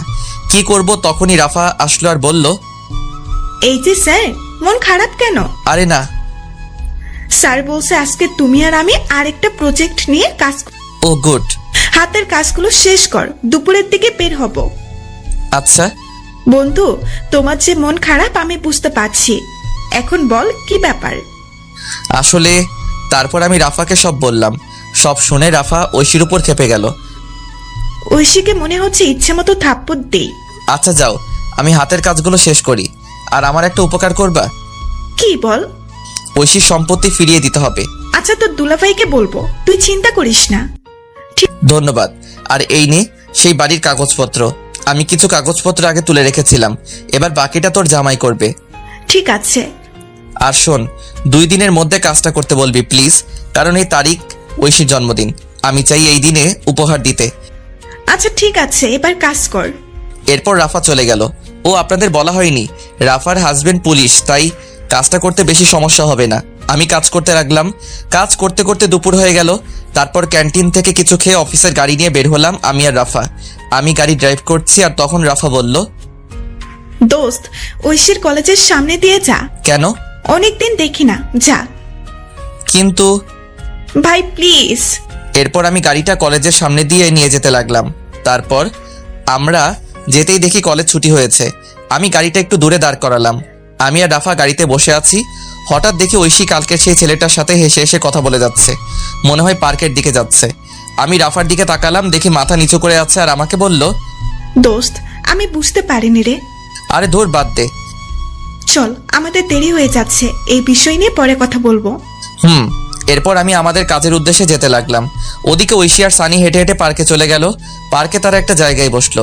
আর তখন সানি বলল, একটা কথা বলবো। বলো। আমি তোমায় খুব ভালোবাসি। কিন্তু এটা হয় না। তুমি আমার কাছে চলে আসো। আর শাহরের মনে হয়তো বাবার সম্পত্তির জন্য এমন করেছে। না, কিন্তু চলো দুজন মিলে শুরু থেকে শুরু করি। আমাকে সময় দাও কয়েকদিন। আচ্ছা শোনো, আমি তোমাদের জন্য ডিভোর্স লেটার তৈরি করব। আমার কাকা উকিল। এত তাড়াতাড়ি না, আমি বললে তারপর। আচ্ছা চলো, তোমাকে এগিয়ে দিয়ে আসি। না, লাগবে না, আমি রিক্সা নিয়ে চলে যাব। ঠিক আছে। এদিকে আমি মিটিংয়ে বসলাম। মিটিং শেষ হলো বিকালে। তারপর আরো কিছু কাজ করে সন্ধ্যাবেলায় অফিসে আসলাম। তারপর কাগজগুলো রেখে স্যারের রুমে গেলাম। স্যার, আসবো? আসো, তোমার জন্য অপেক্ষা করছি। আমি গিয়ে ফাইল জমা দিলাম আর স্যার দেখতে লাগলো। কিছুক্ষণ পর স্যার বলল, গুড, তোমার জন্য আমাদের কোম্পানি কাজটা পেয়েছে। স্যার, এই কোম্পানির আরেকটা শাখা আছে না? আছে, এটা তো রাঙামাটি। কেন? স্যার, আমাকে ট্রান্সফার করে দিন রাঙামাটি প্লিজ। কিন্তু কেন? স্যার, এমনি, ওখানে একা থাকতে চাই, প্লিজ স্যার। আচ্ছা ঠিক আছে, আমি তোমাকে এই অফিসের ম্যানেজার হিসেবে পাঠাচ্ছি। আর ওখানে একটা লোক দরকার। স্যার, সাকিব কবে দেশে আসবে? আরও নাকি 2 বছর থাকবে। ও আচ্ছা স্যার, আমি 2 দিন পর যাব, আপনি ব্যবস্থা করে দিন। আচ্ছা, তোমার ম্যাডাম কিন্তু যেতে বলেছে, সবসময় তোমার কথাই বলে। স্যার, যাওয়ার আগে দেখা করে যাব, চলুন বাসার দিকে যাই। এরপর স্যারকে নিয়ে বাসার উদ্দেশ্যে রওনা দিলাম। ড্রাইভার আমাকে আমার বাসার সামনে নামিয়ে দিয়ে স্যারকে নিয়ে চলে গেল। আমিও চলে আসলাম বাসায়। বাসায় এসে কলিং বেল দিলাম। একটু পর ঐশী এসে দরজা খুলে দিল। আমি কোনো কথা না বলে ফ্রেশ হতে চলে গেলাম। আমি ফ্রেশ হয়ে এসে দেখি ঐশী দাঁড়িয়ে আছে। তাকিয়ে দেখি প্রচুর রেগে আছে। কিন্তু আজ কেন জানি ওর রাগ আমার কাছে ভালো লাগছে না। আগে থাকলে হয়তো আমি রাগ ভাঙাতাম। আমি শুয়ে পড়লাম আর ঐশী এসে বলল, কি হয়েছে? কিছু না। আমার ভুলটা কোথায়? আরে তুমি কেন ভুল করবা? তাহলে আগের মতো আদর করো না কেন? আর খাবার খাও না কেন? আচ্ছা, খাবার দাও। আসো। তারপর ঐশী খাবার দিল। আমি উঠে বসলাম আর খাবার খেতে লাগলাম। অল্প খাবার খেয়ে শুয়ে পড়লাম আর তখন বলল, আমাকে একবার বললে না আমি খেয়েছি কিনা? সরি, মনে ছিল না। আমার খুব ঘুম পাচ্ছে, ঘুমাবো। ঐশী কান্না করছে। আমি মনে মনে বলতে লাগলাম, কেন এই মিথ্যে নাটক করছো? সরাসরি বলে দিলেই তো পারো। আমি আর তোমাকে বেশি দিন জ্বালাবো না। তোমার জন্মদিনের শ্রেষ্ঠ উপহার আমি দিব, যেটা তুমি চাচ্ছ, তবে সারা জীবন দূর থেকে ভালোবাসবো। এসব ভাবতে ভাবতে ঘুমিয়ে পড়লাম। আর মাঝরাতে ঘুম ভেঙে গেল। পাশে দেখি ঐশী ফোন টিপছে। আমি হালকা উকি দিয়ে দেখি কারোর সাথে চ্যাট করছে। আমার তখন মনে হচ্ছিল আমি একটা অপদার্থ। নিজের বউ অন্য কারোর সাথে চ্যাটিং করছে, এর চেয়ে কষ্ট আর কি হতে পারে? আমি চুপচাপ কান্না করতে লাগলাম। নিজের সবটা দিয়ে ঐশীকে ভালোবেসেছিলাম, কিন্তু ঐশী এতটা নিচে নামতে পারে আমি কখনো কল্পনা করতে পারিনি। কি দোষ আমার? আমি তো ভালোবেসেছিলাম। সেই রাতে আর ঘুম হলো না। রাত প্রায় 4টার দিকে ঐশী ঘুমিয়েছে, আমি ঘুমাইনি। আমি ফজরের আজানের সময় উঠে চুপচাপ রেডি হয়ে নিলাম।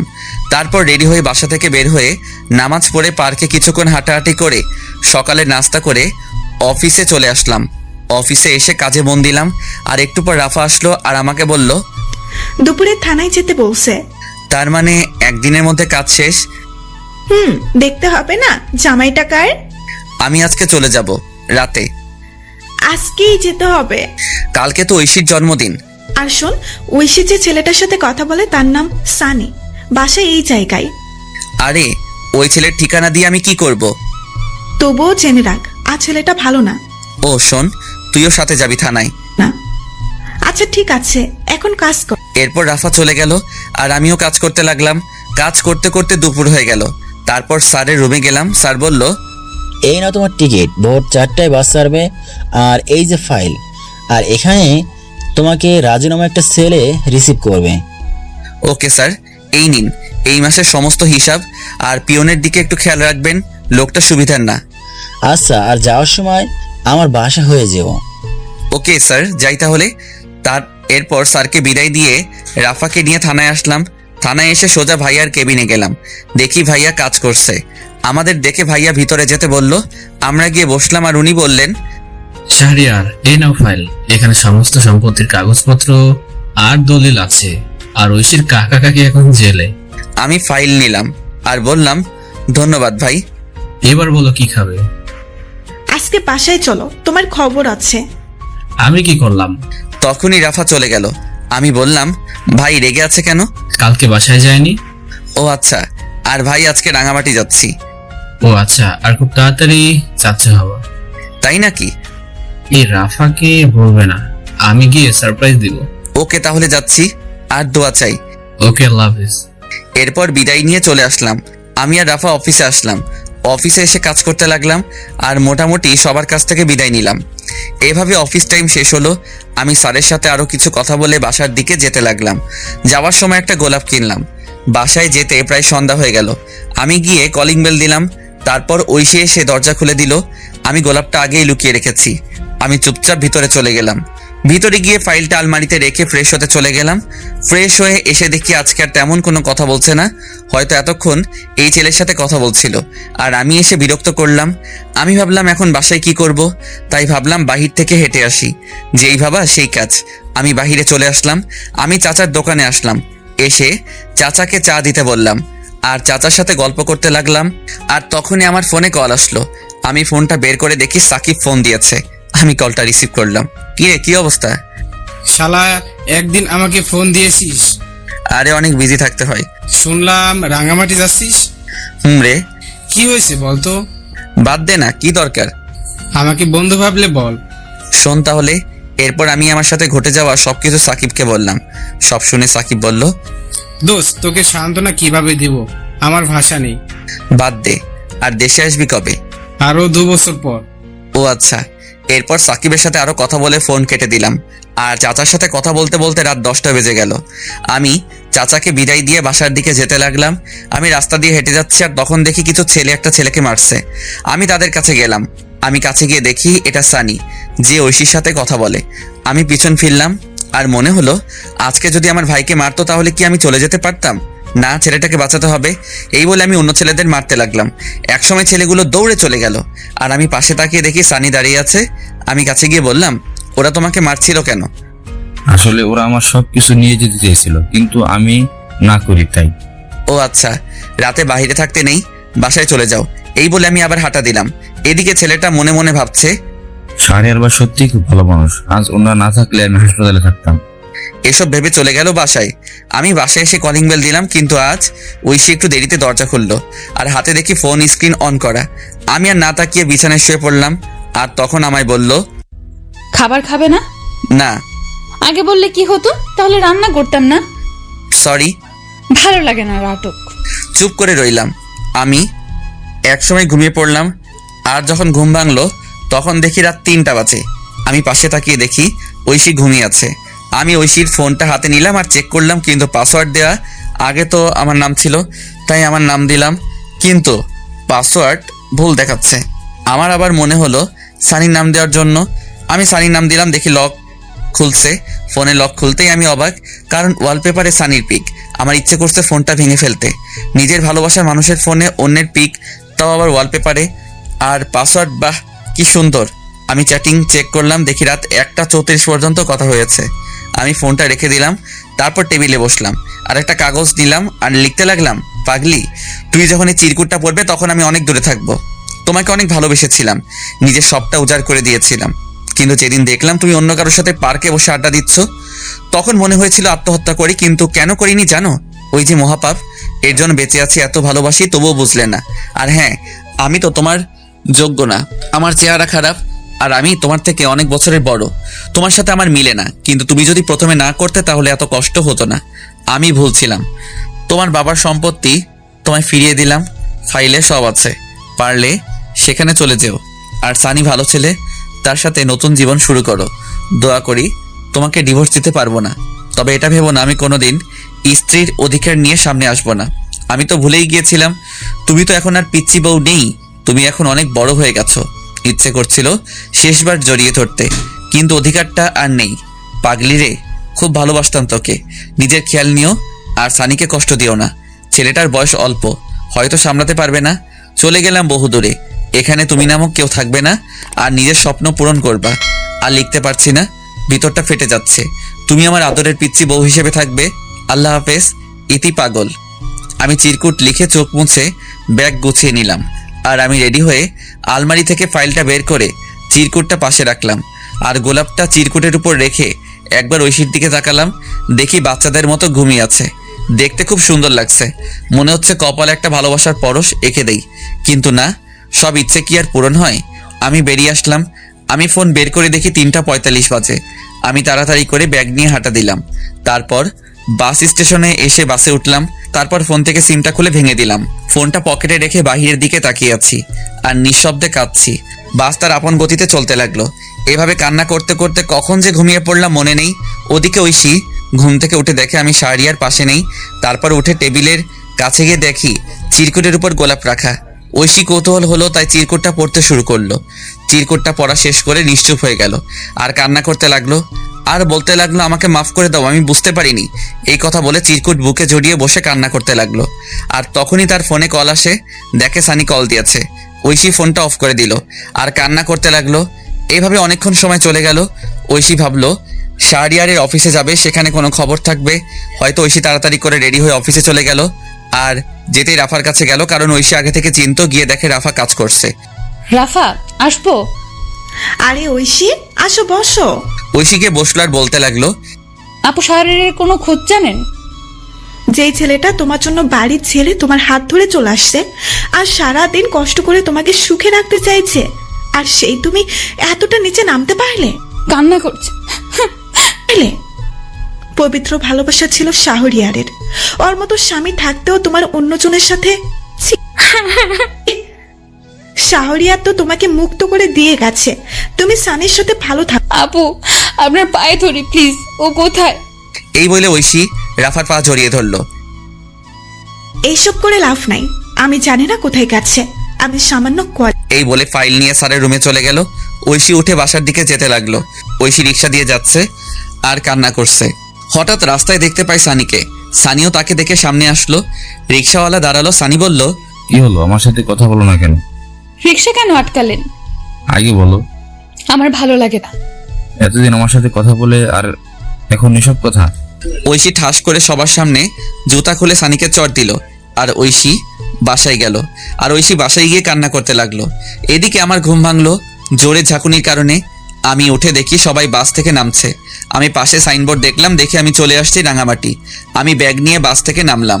নেমে একটা ফাঁকা জায়গায় এসে স্যারের দেওয়া সেই ছেলেকে কল দিলাম। কল দিতেই সাথে সাথে কল ধরলো আর বলতে লাগলো, ভাই আপনি কোথায়? আমি তো বাসের সামনে। আমি বাসের পিছনে আছি, তুমি এদিকে আসো। তারপর একটা ছেলে আসলো আর আমাকে বলল, আপনি শাহরিয়ার রহমান? তুমি রাজু? ভাই চলেন। এরপর আমি ছেলেটার সাথে যেতে লাগলাম। একটু পর একটা গাড়িতে উঠলাম। রাজু গাড়ি চালাচ্ছে, আমি চুপচাপ বসে আছি। আমার শুধু ঐশীর কথা মনে পড়ছে। মেয়েটা এখন কি করছে কে জানে, ঠিক মতো খাওয়া দাওয়া করছে তো, এসব ভাবছি। আর তখন রাজু বলে উঠলো, ভাই নামেন, চলে আসছি। ও আচ্ছা। আমি নেমে পড়লাম, দেখি একটা বাসা। তারপর রাজু আবার বলে উঠলো, ভাই বাসা পছন্দ হয়েছে? আরে একা থাকবো তা আর পছন্দের কি, চলেন ভিতরে যাই। এরপর আমি রাজুর সাথে ভিতরে গেলাম। ভিতরে গিয়ে সব দেখতে লাগলাম। বাসাটা ভালো, সবকিছুই আছে।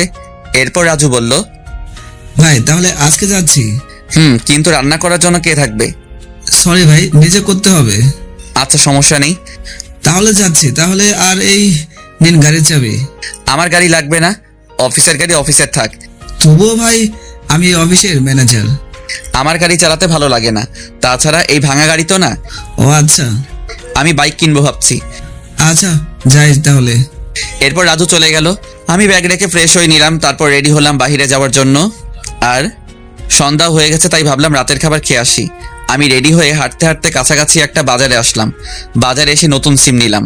তারপর একটা হোটেল থেকে 1 প্যাকেট বিরিয়ানি নিয়ে বাসার উদ্দেশ্যে রওনা দিলাম। হেঁটে হেঁটে যাচ্ছি, কারণ সন্ধ্যার প্রকৃতি খুব সুন্দর, তাও আবার রাঙামাটি। চারদিকে সবুজ আর সবুজ, আর ছোট আঁকাবাঁকা রাস্তা। হেঁটে যেতে ভালোই লাগছে। আমি আসার সময় সিমটা ফোনে ভরলাম আর ফেসবুক ডিঅ্যাক্টিভেট করে দিলাম। আর গ্যালারি চেক করে দেখি ঐশীর একটা পিক রয়েছে। আমি তো সব পিক বাসে ডিলিট করছিলাম, হয়তো এটা ভুল করে রয়ে গেছে। আমি পিকটার দিকে তাকিয়ে হাঁটতে লাগলাম। পিকটা দেখে ওইসব ঘটনা মনে পড়ে গেল আর পিকটা ডিলিট করে দিলাম। আর বলতে লাগলাম, পাগলি রে, একদিন পাগলের মতো খুঁজবি, তখন বুঝতে পারবি কি ছিলাম তোর জীবনে। কিন্তু সেদিন আমার এই ভালোবাসাটা নাও থাকতে পারে। এইসব ভাবতে ভাবতে বাসায় চলে আসলাম। বাসায় এসে ফ্রেশ হয়ে খাবার খেয়ে নিলাম। খাবার খাওয়ার সময় ঐশীর কথা মনে হচ্ছে, কারণ ঐশী যে আমাকে খাইয়ে দিত। তবুও কষ্ট করে খেয়ে শুয়ে পড়লাম। শরীর ক্লান্ত থাকায় চোখ বন্ধ করতেই ঘুমিয়ে পড়লাম। সকালবেলা ঘুম থেকে উঠে ফ্রেশ হয়ে রেডি হয়ে নিলাম, তারপর অফিসে যেতে লাগলাম। রাস্তায় তেমন গাড়ি নেই, আমি হেঁটে হেঁটে যাচ্ছি। কিছুক্ষণ হাঁটার পর দেখি একটা অটো আসছে, আমি অটোতে উঠে পড়লাম। তারপর অফিসে চলে আসলাম। অফিসে আসতেই সবাই আমাকে অভিনন্দন জানালো। আমি সবার সাথে কৌশল বিনিময় শেষে কেবিনে গেলাম। কেবিনে গিয়ে বসতেই রাজু আসলো আর বলল, স্যার আসবো? আসো, আর আমাকে ভাইয়া রাখবে। ভাই এই যে ফাইল, একটু দেখেন। আর শোনো, অফিস শেষ হলে দেখা করবে। আচ্ছা ভাই। এরপর রাজু চলে গেল। আমি ফাইল দেখতে লাগলাম আর তখনই একটা মেয়ে আসলো। স্যার আসতে পারি? আসুন। মেয়েটি এসে আমার কাছে ফাইল দিল। আমি মেয়েটির দিকে তাকালাম, দেখলাম মেয়েটা প্রেগনেন্ট আর বয়স প্রায় আমার সমান হবে। আরে আপনি এই অবস্থায় অফিসে কেন? ছুটি নিলেও পারতেন। সমস্যা নেই স্যার। আপনার নাম কি? জি যারা। ও আচ্ছা, আপনাকে ছুটি দিয়ে দিলাম, আজ আপনি বাসায় চলে যান। ধন্যবাদ স্যার। স্যার বলে ডাকবেন না, ভাই বললে খুশি হব। আচ্ছা ভাইয়া। আমি রাজুকে বলে দিচ্ছি, ও আপনাকে নামিয়ে দিয়ে আসবে। তার দরকার নেই। আরে কি বলেন, যেটা বলছি এটাই শেষ কথা। এরপর আমি ফোন দিয়ে রাজুকে বলে দিলাম। তারপর আমি আমার কাজ করতে লাগলাম। কাজ করতে করতে কখন যে দুপুর পার হয়ে বিকাল হয়ে গেল। তারপর আমি উঠে বের হলাম আর তখন রাজু বলল, ভাই অফিস তো শেষ, আপনি বলছিলেন দেখা করতে। একটা বাইক কিনবো, চলো ব্যাংকে যাই। এরপর রাজুকে নিয়ে ব্যাংকে গেলাম। আমার কিছু জমানো টাকা ছিল, আমি টাকাগুলো তুলে নতুন বাইক কিনলাম। বাইকটা বাংলাদেশে নতুন আসছে, এটা এত বছরের সঞ্চয় দিয়ে কিনলাম। অনেক দিনের শখ ছিল নিজের টাকায় বাইক কিনবো, তাই খুব খুশি হলাম। আমাকে খুশি দেখে রাজু বলল, সত্যি ভাই, নিজের টাকার বাইক কিনলে ফিলিংসটা অন্যরকম লাগে। এরপর রাজুকে বিদায় দিয়ে আমি রাতের খাবার বাহির থেকে খেয়ে বাসায় চলে আসলাম। এভাবে বেশ কিছুদিন চলে গেল। এখন আর ঐশীর কথা মনে হয় না, কারণ অফিসের সবার সাথে বন্ধু হিসেবে কথা বলি আর আড্ডা দিই। কিন্তু একদিন আমি অফিসের শেষ করে রাতে বাসার দিকে যাচ্ছি। নীরব রাস্তা, তেমন কোনো মানুষজন নেই। আমি হেডফোন কানে দিয়ে আনমনে বাইক চালাচ্ছি। হঠাৎ রাস্তার পাশ থেকে একটা মেয়ের চিৎকার আসছে। আমি বাইকটা ব্রেক করলাম আর সামনে গেলাম। আর গিয়ে দেখি অফিসের সেই মেয়ে যারা প্রসব বেদনায় চিৎকার করছে। তাই আমি তখন বললাম, আপনি এখানে? আপনার হাজবেন্ড কই? ভাই আমাকে হাসপাতালে নিয়ে যাবেন, আমি পারছি না।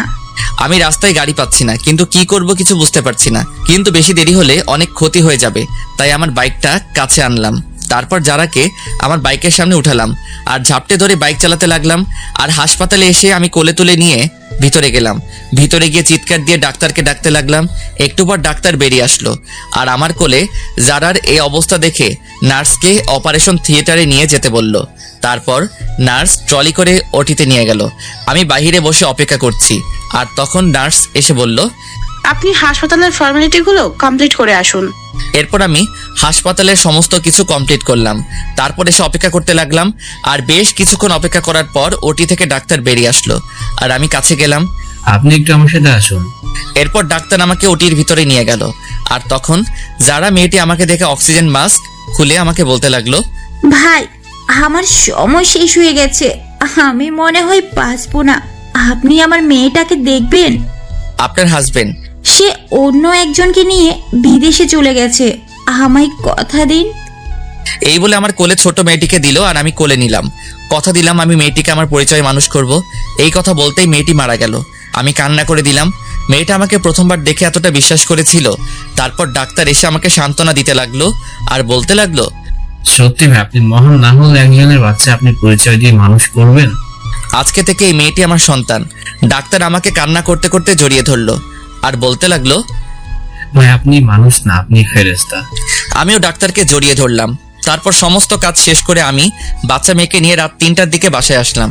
হাসপাতাল থেকে সবকিছু নিয়ে আসছি, বাবুর ফিডার, দুধ সবকিছু। আমি বাসায় এসে বাচ্চাকে শুয়ে দিয়ে ফ্রেশ হতে চলে গেলাম আর ওয়াশরুম থেকে শুনতে পেলাম কান্না করছে। আমি তাড়াতাড়ি করে ফ্রেশ হয়ে চলে আসলাম আর বাবুর খাবার রেডি করে খাওয়াতে লাগলাম।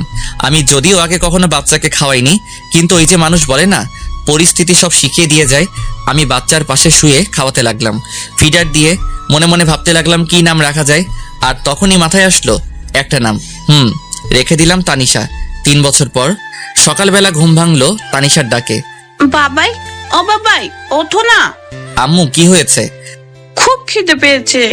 আমি তাড়াতাড়ি করে উঠে রান্নাঘরে গেলাম আর রান্না করতে শুরু করলাম। কিছুক্ষণের মধ্যে রুটি আর ডিম ভাজি করে টেবিলে আনলাম আর বললাম, আম্মু কই তুমি? বাবাই। তানিশা আসলো আর চেয়ারে বসে পড়লো। আমি চেয়ারে বসে মেয়েকে খাইয়ে দিতে লাগলাম। মেয়ে আমাকে বলল, বাবাই, তুমি খাবা না? না মা, আমি এখনো ফ্রেশ হইনি যে। তাহলে ফ্রেশ হয়ে এসো, তারপর দুজনে একসাথে খাবো। না আম্মু, তুমি খাও। যাও বলছি বাবাই। আমি মেয়ের রাগ দেখে ফ্রেশ হয়ে আসলাম। তারপর দুজনে একসাথে গল্প করতে করতে খাবার খেয়ে নিলাম। তখন তানিশা বলল, বাবাই, আমি ডাক্তার আঙ্কেলের কাছে যাব। আচ্ছা চলো তাহলে। এরপর আমি রেডি হয়ে নিলাম, মেয়েকে রেডি করিয়ে বাইক নিয়ে বের হলাম। তারপর হাসপাতালের দিকে যেতে লাগলাম। রাস্তায় বাবা মেয়ে কথা বলতে বলতে আসলাম। আমি এসে বাইক রেখে ভিতরে গেলাম। আমার আগে তানিশা দৌড়ে চলে গেল। তানিশা যেতেই রাকিব বলল, আরে তানিশা আম্মু যে। এই বলে রাকিব তানিশাকে চেয়ার থেকে উঠে এসে কোলে তুলে নিল। আর তখন পাশে বসে থাকা নতুন মেয়ে ডাক্তার বলল, স্যার, এটা কি আপনার মেয়ে? না, শাহরিয়ার সাহেবের। কথাটা শুনে পাশে থাকা মেয়েটা অবাক হয়ে গেল আর নিশ্চুপ হয়ে গেল। এদিকে আমি রাকিবের কেবিনে গেলাম। কেবিনে গিয়ে দেখি রাকিবের কোলে তানিশা বসে আছে। রাকিব আমি লাঞ্চে এসে নিয়ে যাব। আমার কণ্ঠ শুনে পাশে থাকা মেয়েটি আমার দিকে তাকালো। আমি তাকাতেই আমি অবাক, কারণ এটার কেউ না, হ্যাঁ এটাই ঐশী। ঐশী আমাকে দেখেই পায়ে ধরে ফেললো আর বলতে লাগলো, আমি তোমার পায়ে ধরি, আমাকে মাফ করে দাও। আরে কে আপনি? আমার পা ছাড়ুন। কিন্তু ঐশী পা ছাড়ছে না। আমি জোর করে ছাড়িয়ে চলে আসলাম আমার বাইকে। ঐশী এসেছিল, কিন্তু আমি জোরে বাইক স্টার্ট দিয়ে অফিসে চলে আসলাম। অফিসে এসে কাজে মন বসছে না, কিভাবে বসবে? পুরনো ভালোবাসার মানুষকে দেখে ওদিকে ঐশী রাকিবের কাছে গেল আর বলতে লাগলো, ভাইয়া প্লিজ বলুন, এই হলো আমার হারিয়ে যাওয়া শাহরিয়ার। কি বলো? সে আমাকে রেখে বিয়ে করেছে, তবু আমাকে ক্ষমা করলো না। শাহরিয়ার বিয়ে করেননি? তাহলে মেয়ে? দাঁড়াও বলছি, আগে তানিশাকে ওদিকে পাঠাও। এরপর রাকিব তানিশাকে অন্য একটা নার্সের সাথে খেলতে পাঠালো। হাসপাতালে সবাই তানিশাকে চিনে আদর করে। বাসার পাশে হাসপাতাল হওয়ার কারণে কোনো সমস্যা হয় না। এরপর রাকিব ঐশীকে সবকিছু বলতে লাগলো। সব শুনে ঐশী চুপ করে রইল। ঐশী কোনো কথা বলছে না। ওনার মতো লোক বন্ধু হিসাবে পেয়েছি, এটাই অনেক। ওর বাসার ঠিকানা দেন। এরপর রাকিব আমার বাসার ঠিকানা দিয়ে দিল। এদিকে আমি চেয়ারে হেলান দিয়ে ঐশীর কথা ভাবছি। আমি কি আজও ঐশীকে খুব ভালোবাসি? নিজেকে নিজে প্রশ্ন করলাম। তখনই দরজার কাছ থেকে কেউ বলে উঠলো, আসতে পারি স্যার? আমি না দেখে বললাম, আসুন। আমি তাকিয়ে তো অবাক, কারণ এটার কেউ না, এটা রাফা। দোস্ত, তুই কেমনে সম্ভব? তোর জন্য আমাকে রাঙামাটি আসতে হলো। তারপর বল, কেমন আছিস? ভালো, তুই? আলহামদুলিল্লাহ ভালো। এবার বল কি খাবি? এখন তোর মাথা, বাকিটা পরে দেখা যাবে। গুড। কতদিন আড্ডা হয় না। ঐশীর সাথে দেখা হয়েছে। আমি প্রশ্নটা শুনে চুপ করে রইলাম। আমাকে চুপ থাকতে দেখে আবার বলল, তোর সাথে গুরুত্বপূর্ণ কথা আছে। বল। তুই ঐশীকে মেনে নে। কি? এটা তুই কি বলছিস? আমি বলছি, কারণটা জানলে তুই কান্না করবি। বল তাহলে শুনি। তুই চলে আসার পর ঐশীর মানসিক অবস্থা খুব খারাপ হয়। দিনের পর দিন না খেয়ে দিন কাটাতো। কি বলিস? তারপর আমি একদিন বাসায় গিয়ে দেখি ফ্লোরে পড়ে আছে। তারপর আমি নিয়ে হাসপাতালে যাই। হাসপাতালে ডাক্তার বলে মানসিক অবস্থা খুব খারাপ, সুস্থ হতে 6 মাস লাগবে। 6 মাস ধরে চিকিৎসা চলছিল, কিন্তু সবসময় শুধু তোর আমি তাকে আমার সাথে রাখি।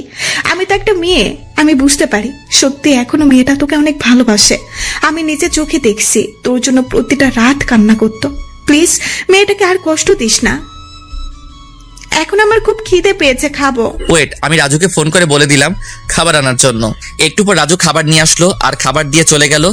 আমি আর রাফা মিলে খাবার খেয়ে নিলাম। তারপর বললাম, চল বাসায় যাই। পাগল নাকি? একটু পর আমার ফ্লাইট। মানে কি বলিস? তোর ভাতিজা হয়েছে, তাই তার জন্য যেতে হবে আজকেই। তাই নাকি? দোস্ত, আমি যাই রে, আর ভাবিকে নিয়ে আসিস। তোর মেয়েকে দেখতে পাইলাম না। তুই সব জানিস। তোর মতো বন্ধু সবার কপালে থাকে না। তুই সত্যিই ভালো মানুষ। দোস্ত, আমি চাচ্ছি আমার শহরে যাব। মা বাবা কেমন আছে? গুড। এরপর রাফার সাথে আরো অনেক বিষয় নিয়ে কথা বললাম, তারপর রাফাকে এগিয়ে দিয়ে আসলাম। এভাবে দুপুর হয়ে গেল। আমি দুপুরে বের হলাম আর সোজা চলে আসলাম হাসপাতালে, কারণ মেয়েকে নিয়ে যেতে হবে। তাই আমি এসে রাকিবের কেবিনে গেলাম। কেবিনে গিয়ে দেখি ফোনে কথা বলছে। আমাকে দেখে ফোনটা রেখে দিয়েছে। আমি বললাম, তানিশাকে ডাক দে, বাসায় যাব। বাসায় চলে গেছে। কি বলিস, কার সাথে? বাসায় গিয়ে দেখতে পারবে। আচ্ছা যাচ্ছি তাহলে, এই বলে যেতে লাগলাম। দরজার কাছে আসতেই রাকিব পিছন থেকে বলে উঠল, এবার আরেকটা তানিশা চাই। এই বলে হেসে দিল। আমি বুঝতে পারছি রাকিব কি বলছে। আমি বাইক নিয়ে বাজারে আসলাম। বাজারে এসে তানিশার জন্য কিছু কিনে বাসায় চলে আসলাম। বাসায় এসে কলিং বেল দিলাম আর একটু পর কেউ দরজা খুলে দিল। আমি দেখি ঐশী আমাকে দরজা খুলে দিয়ে মাথা নিচু করে দাঁড়িয়ে আছে। আমি চুপ করে ফ্রেশ হতে চলে গেলাম। ফ্রেশ হয়ে এসে দেখি তানিশা ঘুমাচ্ছে। আমি খাবার খাওয়ার জন্য টেবিলে গেলাম। টেবিলে গিয়ে দেখি ঐশী খাবার নিয়ে বসে আছে। আমি টেবিলে বসলাম আর সাথে সাথে ঐশী আমাকে খাবার দিল। আমি খাবার খেতে লাগলাম। ঐশীর দিকে না তাকিয়ে আমি খাবার খেয়ে চলে আসতে লাগলাম আর পিছনে ফিরে বললাম, খাবার খেয়ে নিবেন। কথাটা শুনে ঐশী খুব খুশি হলো আর খেয়ে নিল। আমি এসে ফোন টিপছি। আমি আমার পুরনো আইডি লগইন দিলাম আর লগইন করতে দেখি অনেক মেসেজ। আমি জিহাদের আইডিতে মেসেজ দিলাম আর লিখলাম, দোস্ত এটা আমার নাম্বার আর 2 দিন পর আমি ফিরছি। এটা বলে আরো কিছুক্ষণ ফেসবুক চালিয়ে ঘুমিয়ে পড়লাম। যখন ঘুম ভাঙলো তখন দেখি তানিশা আর ঐশী বসে বসে হাসাহাসি করছে। আমাকে উঠতে দেখে তানিশা বলল, বাবা জানো, মা আমাকে অনেক আদর করে। তাই? আমি বুঝি আদর করি না? করে। আমি মাকে কোথাও যেতে দিব না। আচ্ছা, খাবার খেয়েছো? মা খাইয়ে দিয়েছে। আমি মার সাথে খেলা করেছি। গুড। আমি তাকিয়ে দেখি সন্ধ্যা হয়ে গেছে। তাই ভাবলাম বাহির থেকে হেঁটে আসি। যেই ভাবা সেই কাজ। আর আশেপাশে কয়েকটি বন্ধু হয়েছে, তাই ভাবলাম আড্ডা দিয়ে আসি। আমি রেডি হয়ে নিলাম। তারপর বের হলাম। বাইক নিলাম না, হেঁটে হেঁটে আড্ডা দিতে গেলাম। আড্ডা দিয়ে রাত 11টায় বাসায় ফিরলাম। বাসায় ফিরে দেখি ঐশী খাবার টেবিলে বসে আছে। আমি যেতেই বলল, এতক্ষণ কই ছিলা? রাত কয়টা বাজে? বাহিরে আড্ডা দিলাম। আমি কখন থেকে বসে আছি। সরি। ঐশী এরপর খাবার খাইয়ে দিতে লাগলো। আমি না করলাম না। খাবার খেয়ে রুমে এসে শুয়ে পড়লাম। একটু পর ঐশী আসলো আর সোজা আমার বুকে আসলো। হচ্ছে কি? কেন বুঝতে পারো না? আমি প্রস্তুত না। আমাকে ক্ষমা করা যায় না? ক্ষমা অনেক আগে করেছি। তাহলে কাছে নিতে সমস্যা কি? ভালো লাগছে না। আমি মানবো না। মেয়ে আছে। আমি সানিকে শুধু বন্ধু ভাবতাম আর আমার দেহ শুধু তোমার। আমি ঠাস করে চট দিলাম আর সরিয়ে দিলাম। ঐশী নিচে পড়ে গেল আর তখনই পাশে একটা ফল কাটার ছুরি ছিল, ওটা দিয়ে হাত কেটে ফেললো। আমি সাথে সাথে উঠে পড়লাম আর গালে থাপ্পড় মারলাম। কিসের এত পাগলামি তোমার? তোমার পিচ্ছি বউয়ের অধিকার দাও। আমি তাড়াতাড়ি করে হাত ব্যান্ডেজ করে দিলাম আর বিছানায় শুয়ে দিলাম। ঐশীর উপর এত রাগ হচ্ছে, হাত কেন কাটবে? ইচ্ছে করছে আরো কয়েকটা চট দেই। দাও, তবুও তো তোমার ভালোবাসা পেলাম। উফ, কি যে করি। ঐশী তখন আমাকে ধাক্কা দিয়ে ফেলে পাগলের মতো চুমু দিতে লাগলো। আমি প্রথমে বাধা দিলাম কিন্তু শুনলো না। একসময় আমিও নিজেকে কন্ট্রোল করতে পারলাম না। হারিয়ে গেলাম ভালোবাসার রাজ্যে। ফজরের সময় ঐশীর ডাকে ঘুম ভাঙলো। এই উঠো, গোসল করো, যাও। আরে ঘুমাতে দাও। পরে মেয়ে উঠে পড়বে। উফ, আর একটু। না, এবার উঠো তো, সারা রাত অনেক হয়েছে। এই বলে ঐশী উঠে ফ্রেশ হতে চলে গেল। ঐশী ফ্রেশ হয়ে নামাজে দাঁড়ালো। আমিও গোসল করে নিলাম। তারপর নামাজ আদায় করে আবার ঘুমিয়ে পড়লাম। ঘুম ভাঙলো তানিশার ডাকে। বাবাই, ও বাবাই, ওঠো, 11টা বাজে। আমি উঠে পড়লাম। তারপর ফ্রেশ হলাম। ফ্রেশ হয়ে রান্নাঘরে গিয়ে দেখি ঐশী কাজ করছে। দেখি ঐশী অনেক খুশি। আমি কাছে গিয়ে জিজ্ঞেস করলাম, আজ এত খুশি? অধিকার পেয়ে গেছি রাতে। মুচকি হাসি দিলাম। আজকে আমার বাসায় যাব। সত্যি? রেডি হও। আমি তানিশার কাছে আসলাম। এসে বললাম, আম্মু আজকে তোমার দাদার বাসায় যাব। ও তাই? আচ্ছা, আমি রেডি হচ্ছি।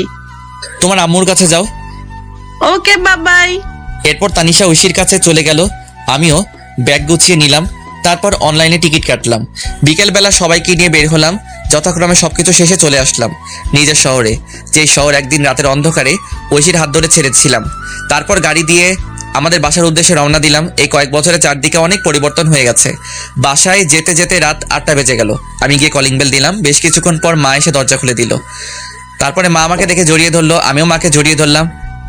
তুই আমাদের একবার বলতি, তোর জন্য আমরা কি না করতাম। মাফ করে দাও মা। পাশে কে? তোমার বৌমা আর নাতি। মা গিয়ে ঐশী আর তানিশার সাথে কথা বলতে লাগলো। আমি ভিতরে আসলাম। এসে দেখি বাবা, ভাইয়া, ভাবি আর একটা বাচ্চা ছেলে বসে আছে। আমাকে দেখে সবাই অবাক। তারপর আর কি, সবাই আমাকে ইচ্ছে মতো বকা দিতে লাগলো। অবশ্য মায়ের কথা মেনে নিয়েছে। এখন আমরা খুব সুখী, নেই আর কোনো কষ্ট দুঃখ। তারপর আমি আমার রুমে গেলাম, রুমটা আগের মতোই আছে। আমি গিয়ে ফ্রেশ হয়ে নিলাম, তারপর শুয়ে পড়লাম।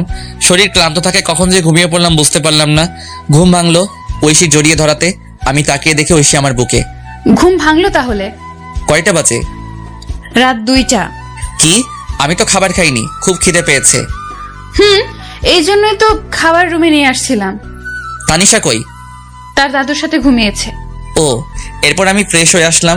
তারপর ঐশী আমাকে খাইয়ে দিল, আমি ঐশীকে খাইয়ে দিলাম। খাবার শেষ করে লাইট বন্ধ করে বারান্দায় আসলাম, এসে চাঁদ দেখতে লাগলাম। ঐশীকে পিছন থেকে জড়িয়ে ধরে তখন ঐশী বলল, এই দিনটার জন্য অপেক্ষা করছিলাম। তাই? তবে বিয়ে হয়েছে অনেক আগে। এতদিনে 4-5টা পোলাপান থাকার কথা, কিন্তু এখনো কিছুই হলো না। তাহলে হবে নাকি আজকে? আজকে সম্ভব না। কেন কেন? বুঝতে পারো না কেন? আমি তো আপনার মতো ডাক্তার নই। থাক, বুঝতে হবে না। কখন থেকে? দুপুর থেকে। বলনি কেন? রাস্তায় কি করে বলি? আছে না, আনতে হবে। সকাল পর্যন্ত চলবে। আচ্ছা, সকালে এনে দিব। পেট ব্যথা করছে। চলো রুমে। আমি কোলে করে নিয়ে রুমে আসলাম, এসে শুয়ে দিলাম। তারপর পেটে হাত দিলাম। পেটে হাত দিতেই ঐশী কেঁপে উঠলো। আমি বললাম, ঘুমিয়ে পড়ো। জড়িয়ে ধরো। আমি শক্ত করে জড়িয়ে ধরলাম। তারপর দুজনে ঘুমিয়ে পড়লাম।